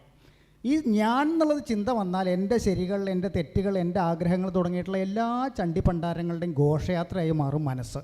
അപ്പോൾ ഒരിക്കലും വലിയൊരു സാഹിത്യം സൃഷ്ടിക്കാൻ കഴിയില്ല. ഒന്നുകിൽ സ്വാഭാവികമായിട്ടുള്ള ഭ്രാന്ത് വേണം, അത് അനുഗ്രഹം പോലെ കിട്ടിക്കഴിഞ്ഞാൽ വൈക്കം മുഹമ്മദ് ബഷീറിനെയൊക്കെ പോലെ വലിയൊരു സാകല്യാവസ്ഥയിൽ ജീവിതത്തിനെയും മനുഷ്യനെയും ലോകത്തെയും കാണാൻ കഴിയും. അതല്ലെന്നുണ്ടെങ്കിൽ നമ്മൾ റിയലിസത്തിൻ്റെ പാതയിലാണ് പോകണമെങ്കിൽ എന്തൊക്കെ പറഞ്ഞാലും നമ്മുടെ രാജ്യത്തിൻ്റെ പൊതുവായിട്ടുള്ള എല്ലാം തന്നെ അറിഞ്ഞിരിക്കണം. അതിൽ ഈ പറഞ്ഞ പോലെ ദളിത് പക്ഷം മാത്രം അറിഞ്ഞാൽ പോരാ, എല്ലാ പക്ഷവും അറിയണം. കാരണം നമുക്ക് എല്ലാ പക്ഷങ്ങളും അറിയുമ്പോഴേ അതിൻ്റെ എല്ലാ ഒരു സാകല്യാവസ്ഥയിൽ അതിനകത്ത് പതിയിരിക്കുന്ന മനുഷ്യൻ്റെ വാസനകളെ ചെന്ന് തൊടാൻ കഴിയും. ഈ മനുഷ്യ വാസനകളെ തൊടാത്ത സാഹിത്യം ഉന്നതി തേടില്ല, അത് അവിടെ തന്നെ അവസാനിക്കും. അതുകൊണ്ടാണ് ഞാൻ പറഞ്ഞത്, ശരാശരത്വത്തിൽ നിന്നും ഒരിക്കലും നല്ല സാഹിത്യം ഉണ്ടാവില്ല. വലിയ തരത്തിലുള്ളൊരു പരിപ്രേക്ഷ്യത്തിൽ രാജ്യത്തെയും ആ രാജ്യത്തിൻ്റെ വികസിതമായിട്ടുള്ള എല്ലാ അവസ്ഥകളെയും ഒരേപോലെ നോക്കുന്ന ഒരു വലിയ മനസ്സുള്ള ആൾക്കാണെങ്കിൽ ചിലപ്പോൾ നല്ല സാഹിത്യം ഉണ്ടാക്കാൻ കഴിയും. അവർക്ക് ചിലപ്പോൾ വലിയ ഇതുണ്ടാവും. എല്ലാ ആൾക്കാരും കാണിച്ചിട്ടുള്ളത് അവരവരുടെ രാജ്യത്തെ തന്നെ വലിപ്പത്തിൽ കാണിക്കലാണ്. നമ്മൾ ചെയ്യുന്നത് നമ്മൾ ഏറ്റവും മൈക്രോ ലെവലിൽ ചെറിയ ചെറിയ കാര്യങ്ങളൊക്കെ പറയണത്. ഈ ചെറിയ ചെറിയ കാര്യങ്ങൾ പറഞ്ഞുകൊണ്ട് വലുതാവാൻ വലിയ ബുദ്ധിമുട്ടാണ്. അല്ലെങ്കിൽ വൈക്കം മുഹമ്മദ് ബഷീറിനെ പോലെ ചെറിയ കാര്യത്തിൽ വലിയ കാര്യങ്ങൾ കാണാനുള്ള വലിയൊരു മനസ്സ് ഉണ്ടാവണം, അല്ലെങ്കിൽ ഭ്രാന്ത് ഉണ്ടാവണം. അതില്ലെങ്കിൽ നല്ല കഷ്ടമാണ്. ആ ഭീരത്വം എന്ന് പറഞ്ഞത് മറ്റൊരാളോടുള്ള ഭീരത്വം നമുക്ക് സഹിക്കാം, അത് കുഴപ്പമൊന്നുമില്ല. കാരണം ആരെയും കാണാണ്ട് കഴിച്ചു കൂട്ടിയാൽ മതി. പക്ഷേ അവരവരോടുള്ള ഭീരത്വം എന്ന് പറയുന്നത് ഈ കണ്ടീഷനിങ്ങിനോടുള്ള ഭീരത്വമാണ്. കണ്ടീഷനിങ് എന്ന് പറഞ്ഞ് പലതരത്തിലും വരും. കണ്ടീഷനിങ്ങിന് എതിരെ എന്ന് പറയുന്നത് പോലും ഒരു തരത്തിൽ കണ്ടീഷനിങ് ആയിട്ട് വരും. അതുകൊണ്ടാണ് പറഞ്ഞത്, സെൽഫ് എന്ന് പറഞ്ഞ സാധനം നിലനിൽക്കെ വലിയ സാഹിത്യം ഉണ്ടാവില്ല, മനുഷ്യനും ഉണ്ടാവില്ല.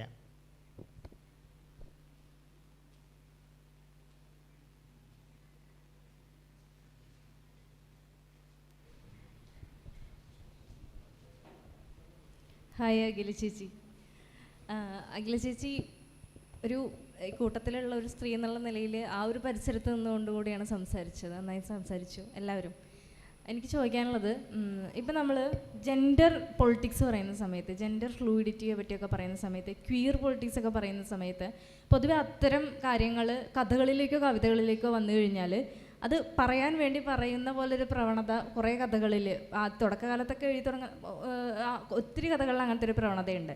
ഇപ്പോൾ ഒരു ക്വീർ ആയിട്ടുള്ളൊരു മനുഷ്യർ വരുമ്പോൾ അവർ പ്രണയിക്കുന്നതിന് കുറച്ച് എന്തെങ്കിലും ഒരു അസാധാരണത്വം ഉണ്ടാവുക, അല്ലെങ്കിൽ ക്വീർ ആയിട്ടുള്ളൊരു ഗേയോ ലെസ്ബിയനോ ട്രാൻസ്ജെൻഡറോ വരുവാണെങ്കിൽ അവർക്ക് താങ്ങാവുന്നതിലധികം ബുദ്ധിമുട്ടുകളും ബാധ്യതകളും ഒക്കെ അവർക്ക് ചാർത്തി കൊടുത്തുകൊണ്ട് അവരുടെ ക്യാരക്ടറിനെ ഒന്ന് കുറച്ച് അസാധാരണതയോടെ കാണിച്ച് ശ്രദ്ധ പിടിച്ച് പറ്റുക. അതൊരു സഹതാപാർഹമായിട്ടുള്ളൊരു രീതിയായിരിക്കും.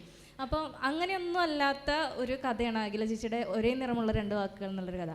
വളരെ സ്വാഭാവികമായിട്ട് സോക്കോൾഡ് നോർമലൈസ്ഡ് ആയിട്ട് ക്വീർ പൊളിറ്റിക്സ് പറയുന്ന ഒരു കഥയാണ്. അപ്പോൾ അത്തരം ഒരു കഥ എഴുതുമ്പോൾ അത് വളരെ കോൺഷ്യസ് ആയിട്ട് എഴുതി എന്ന് പറയാൻ പറ്റുമോ? അതായത് അതിന് തിരഞ്ഞെടുത്ത വാക്കുകൾ, പ്രത്യേകിച്ച് അതിന് തിരഞ്ഞെടുത്ത വാക്കുകൾ, കഥാപാത്രങ്ങളെ അവതരിപ്പിക്കാൻ സമീപിച്ച ഒരു ആഖ്യാന രീതി ഒക്കെ, ആ കഥയുടെ പുറകിലുള്ള പണികൾ എന്തായിരുന്നു എന്ന് അറിയാനൊരു കൗതുകമുണ്ട്.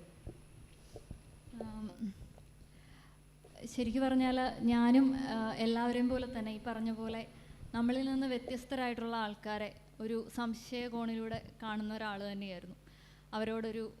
അവരെ ഒന്ന് മാറ്റി നിർത്താനൊരു പ്രവണത, അങ്ങനെ ഒരു തോന്നലൊക്കെ ഉണ്ടായിരുന്നു. പക്ഷെ നമ്മൾ എന്താ ഒരു വ്യക്തി വികസിക്കുക എന്ന് പറഞ്ഞാൽ നമ്മളുടെ പ്രായവും പരിചയങ്ങളും അനുഭവങ്ങളും കൂടുന്നതിനനുസരിച്ച് ലോകത്തെ ഉൾക്കൊള്ളാൻ പറ്റണം.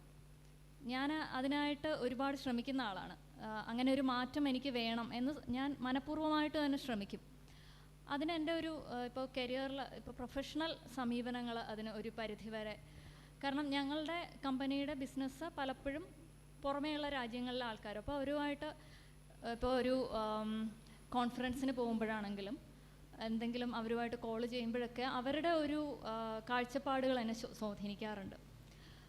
ഇതിലെ ഒരു ക്യാരക്ടർ, ആ ഒരു എന്ന് വെച്ചാൽ ആണിനോട് തോന്നുന്ന ബന്ധം, എൻ്റെ ഒരു കസ്റ്റമർ എന്ന് വെച്ചാൽ എനിക്ക് അധികമൊന്നും അറിയില്ല. ഞാനൊരു ദിവസം ആളുടെ വാട്സാപ്പ് പ്രൊഫൈൽ നോക്കുമ്പോഴത്തേക്കും ആളൊരു ചെറുപ്പക്കാരൻ്റെ കൂടെ കെട്ടിപ്പിടിച്ച് നിൽക്കുന്ന ഒരു പടം. അപ്പം ഞാൻ നമുക്കൊരു ഇതുണ്ടല്ലോ, ഇത് എങ്ങനെ, പിന്നെ എനിക്കെന്തോ ഒരു മടി ആളോട്. പക്ഷെ ഒരു ദിവസം ആളെന്നോട് സംസാരിച്ചു, അതെൻ്റെ പങ്കാളിയാണ്, പാർട്ട്ണറാണെന്നുള്ള രീതിയിൽ. പിന്നെ ഒന്നുമില്ല, അതിനെപ്പറ്റി ഞാൻ ആലോചിച്ചിട്ടേ ഇല്ല. ഇത് ഇങ്ങനെ കിടന്നു മനസ്സിൽ. പിന്നെയുള്ള എൻ്റെ കഥകളൊക്കെ വരുന്നത് രാത്രിയിലൊക്കെയാണ്. ഉറങ്ങിക്കഴിഞ്ഞ് കുറേ നേരം കഴിയുമ്പോൾ ഒരു 12:30 ആകുമ്പോൾ, 1 മണിയൊക്കെ ആകുമ്പോൾ എന്തെങ്കിലും ഒരു സ്വപ്നമോ അങ്ങനെ എന്തെങ്കിലും പെട്ടെന്ന് ഒരു വെളിപാടുണ്ടാകുന്നത് പോലെയാണ് കഥകൾ വരിക. അപ്പം തന്നെ എഴുന്നേറ്റിരുന്ന് എഴുതും. അങ്ങനെയാണ് ചെയ്യാറ്. ഇതിങ്ങനെ മനസ്സിൽ കിടന്നിട്ടുണ്ടാവും. ബാക്കിയെല്ലാം, ഞാൻ നെതർലാൻഡ്സിൽ പോയിട്ടില്ല, ഇവിടെ ആ ഒരു പശ്ചാത്തലം അവതരിപ്പിക്കാനുള്ള പക്വതയായിട്ടില്ല എന്ന് തോന്നി. അങ്ങനെ ഒരു പ്രണയം നന്നായിട്ട് അവതരിപ്പിക്കാനായി. അതുകൊണ്ട് നെതർലാൻഡ്സ് തിരഞ്ഞെടുത്തു. അത് സ്വാഭാവികമായിട്ട് വന്നതാണ്. ഞാൻ അധികം സത്യത്തിൽ ഒരു കഥകൾക്ക് വേണ്ടിയിട്ട് ഒരു പണിയും എടുക്കാറില്ല, ഒരു സെർച്ചും ചെയ്യാറില്ല. അതൊക്കെ ഒരു മനസ്സിൽ നിന്ന് തന്നെ വരുന്നതാണ്. ഒന്നും അങ്ങനെ ഒരു സ്ഥലത്ത് പോകണമെന്നോ ആ ആളുമായിട്ട് അധികം പരിചയം വേണമെന്നോ ഇല്ല. ഞാൻ നേരത്തെ പറഞ്ഞതുപോലെ ആളുടെ മനസ്സ് എങ്ങനെയൊക്കെ പോവാം എന്നിങ്ങനെ ആലോചിക്കുകയാണ് ചെയ്യാറ്. അതിങ്ങനെ വരും, എഴുതി. അതെങ്ങനെയാണെന്ന് എനിക്ക് സത്യം പറഞ്ഞാൽ അറിഞ്ഞുകൂടാ. ആ ഒരു രീതിയിൽ ഇങ്ങനെ എഴുതി പോകുന്നതാണ്. അതിന് വേണ്ടിയിട്ട് പ്രത്യേകിച്ച്. പക്ഷേ എൻ്റെ കാഴ്ചപ്പാടുകൾ മാറിയത് ആ കഥയെ സ്വാധീനിച്ചിട്ടുണ്ട്. ഞാൻ അതിനെക്കുറിച്ച് കൂടുതൽ ആലോചിക്കുകയും അങ്ങനെ ഒരു പ്രണയം സ്വാഭാവികമാണ്, അതിൽ ഒരു അശ്ലീലത്തിൻ്റെ ആവശ്യമില്ല, അതങ്ങനെ തന്നെയാണ് അവതരിപ്പിക്കപ്പെടേണ്ടത് എന്നൊരു തോന്നൽ വരികയും ആ മാറിയ കാഴ്ചപ്പാട് ആ കഥയെ കുറച്ചുകൂടെ ഭംഗിയാക്കുകയും ചെയ്തിട്ടുണ്ടെന്നാണ് എനിക്ക് തോന്നുന്നത്. പിന്നെ ആ പേര് മാറ്റിയിട്ട്, ഞാൻ ആദ്യമായിട്ടാണ് ഒരു കഥയ്ക്ക് വേണ്ടിയിട്ട് ഇത്രയധികം പേരുകൾ നോക്കുന്നത്. സാധാരണ കഥ എഴുതി പെട്ടെന്ന് തന്നെ ഒരു പേര് കിട്ടും, അതങ്ങ് ഇടാറാണ് പതിവ്. ഇതിന് കുറേ നോക്കി, ഈ പറഞ്ഞ പോലെ അവരുടെ കമ്മ്യൂണിറ്റിയുമായിട്ടൊക്കെ ചേർന്ന ഇതൊക്കെ നോക്കി, അതൊന്നും ചേരുന്നില്ല എന്ന് തോന്നി. അങ്ങനെ ഒരുപാട് നാൾ കഥ എഴുതുന്നതിനേക്കാളും കൂടുതൽ സമയം പേര് മനസ്സിൽ വരാനായിട്ട് എടുത്തു. അവസാനം ചേരുന്ന ഒരു പേര് കിട്ടിയതിന് ശേഷമാണ് അയച്ചത്. വളരെ ഇഷ്ടപ്പെട്ട ഒരു കഥയാണ്. താങ്ക് യു പുണ്യ.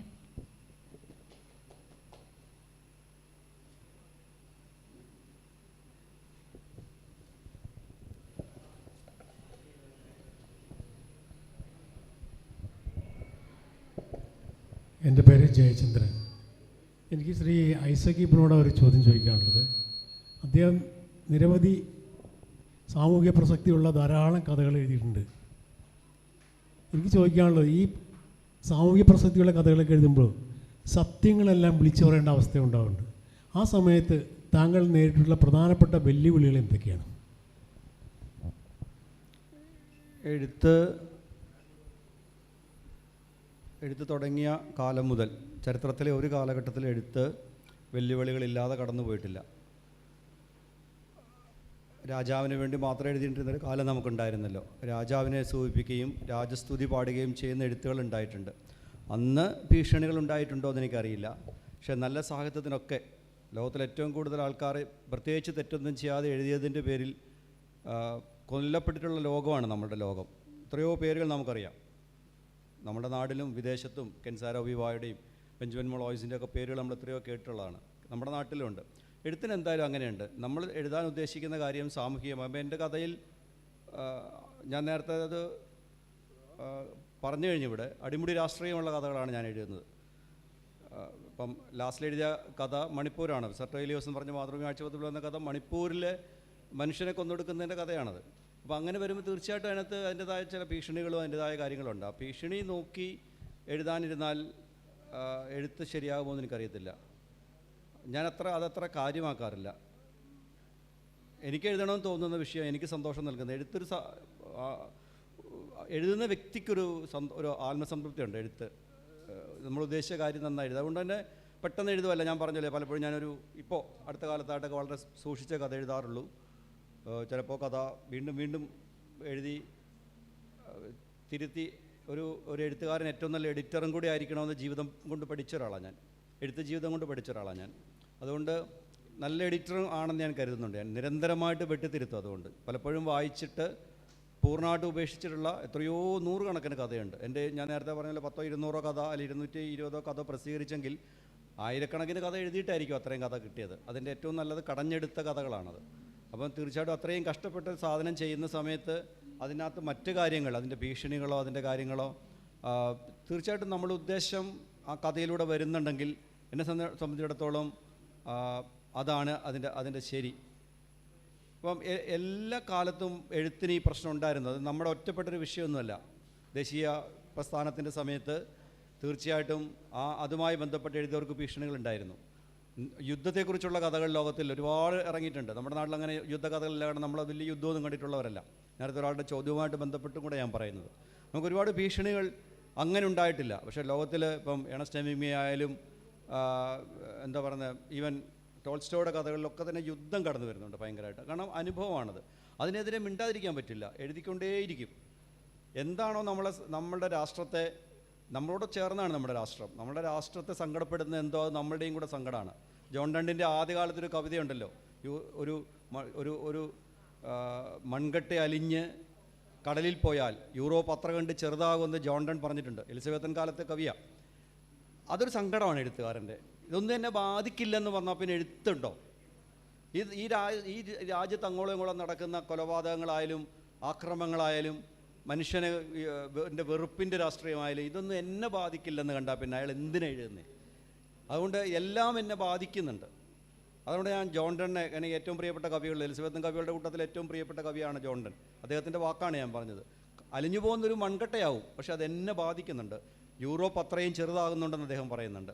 എന്ന് പറഞ്ഞ പോലെയാണ് നമ്മൾ ജീവിതത്തിൽ പുലർത്തിക്കൊണ്ട് വന്ന, വിശ്വസിച്ചു കൊണ്ടുവന്ന മനുഷ്യത്വം എന്ന് പറയുന്നൊരു ആശയലോകമുണ്ട്, മാനവികതയുടെ ഒരു ലോകമുണ്ട്. എഴുത്തുകാരൻ അതിനോട് ചേർന്നാണ് നിൽക്കുന്നത്.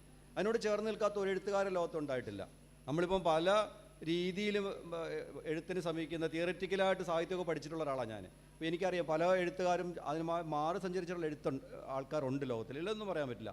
പക്ഷെ അവരെ പോലും ശരിക്കും പഠിച്ചു കഴിയുമ്പോൾ ആത്യന്തികമായ അവരുടെ ലക്ഷ്യം മാനവികത തന്നെയായിരുന്നു എന്ന് നമുക്ക് കണ്ടെത്താൻ പറ്റും. അതായത് നേരത്തെ പറഞ്ഞ പൊളിറ്റിക്കൽ ഷേക്സ്പിയർ പോലുള്ള ഷേക്സ്പിയറിനെ പോലും രാഷ്ട്രീയമായി വിശകലനം ചെയ്യുന്നൊരു കാലത്താണ് നമ്മൾ ജീവിക്കുന്നത്. വെറുതെ ഹാംലെറ്റ് ട്രാജഡിയാന്ന് പറഞ്ഞിട്ടല്ല. അന്നത്തെ ഹംഗറിയുടെയും റോമിൻ്റെയും ഇംഗ്ലണ്ടിൻ്റെയും രാഷ്ട്രീയം കൂടെ അതിനകത്ത് പഠിക്കണം. എങ്കിൽ മാത്രമേ ശരിയാവുള്ളൂ. ഇതാണ് എഴുത്തുകാരൻ്റെ ദൗത്യം. എഴുത്തുകാരനെ നാളത്തെ കാലം കണ്ടെത്തേണ്ടതും അവൻ എത്ര പ്രണയം എഴുതിയെന്ന് നോക്കി മാത്രമല്ല, അവൻ എന്തായിരുന്നു ആ കാലഘട്ടത്തോട് ചെയ്തതെന്നുള്ളത് നോക്കിയാൽ. അതുകൊണ്ടാണ് ഞാൻ രാഷ്ട്രീയ കഥകൾ എഴുതുന്നത്. ഇപ്പം എൻ്റെ സെർട്ടോ ഏലിയോസ് എന്നുള്ള കഥ വന്ന സമയത്ത് ഒരുപാട് പേര് ചീത്ത വിളിച്ചു, ഒരുപാട് പേര് നല്ലതും പറഞ്ഞു. ഇത് രണ്ടിനെയും സ്വീകരിക്കും. എന്നെ ഇത് ബാധിക്കില്ല. എനിക്ക് രാഷ്ട്രീയമുണ്ട്, ഞാൻ ആ രാഷ്ട്രീയത്തെ ഉയർത്തി കാണിക്കുക തന്നെ ചെയ്യും. നമ്മുടെ സമയം അവസാനിക്കുകയാണ്. ഐസക്കിപ്പിനോട് പൂർണ്ണമായും ഞാൻ യോജിക്കുന്നു. കക്ഷി രാഷ്ട്രീയത്തിന് അതീതമായി ഒരു രാഷ്ട്രീയം എഴുത്തുകാരന് വേണം. ഇന്നത്തെ ഇന്ത്യൻ അവസ്ഥയിൽ ഞാനൊന്നും കണ്ടില്ല കേട്ടില്ല എന്ന് പറഞ്ഞ് മൗനം പാലിക്കുന്ന എഴുത്തുകാർക്ക് എവിടെയോ എന്തോ കുഴപ്പമുണ്ട് എന്ന് വിശ്വസിക്കുന്നു. ഈ സെഷൻ ഇതോടെ അവസാനിക്കുകയാണ്.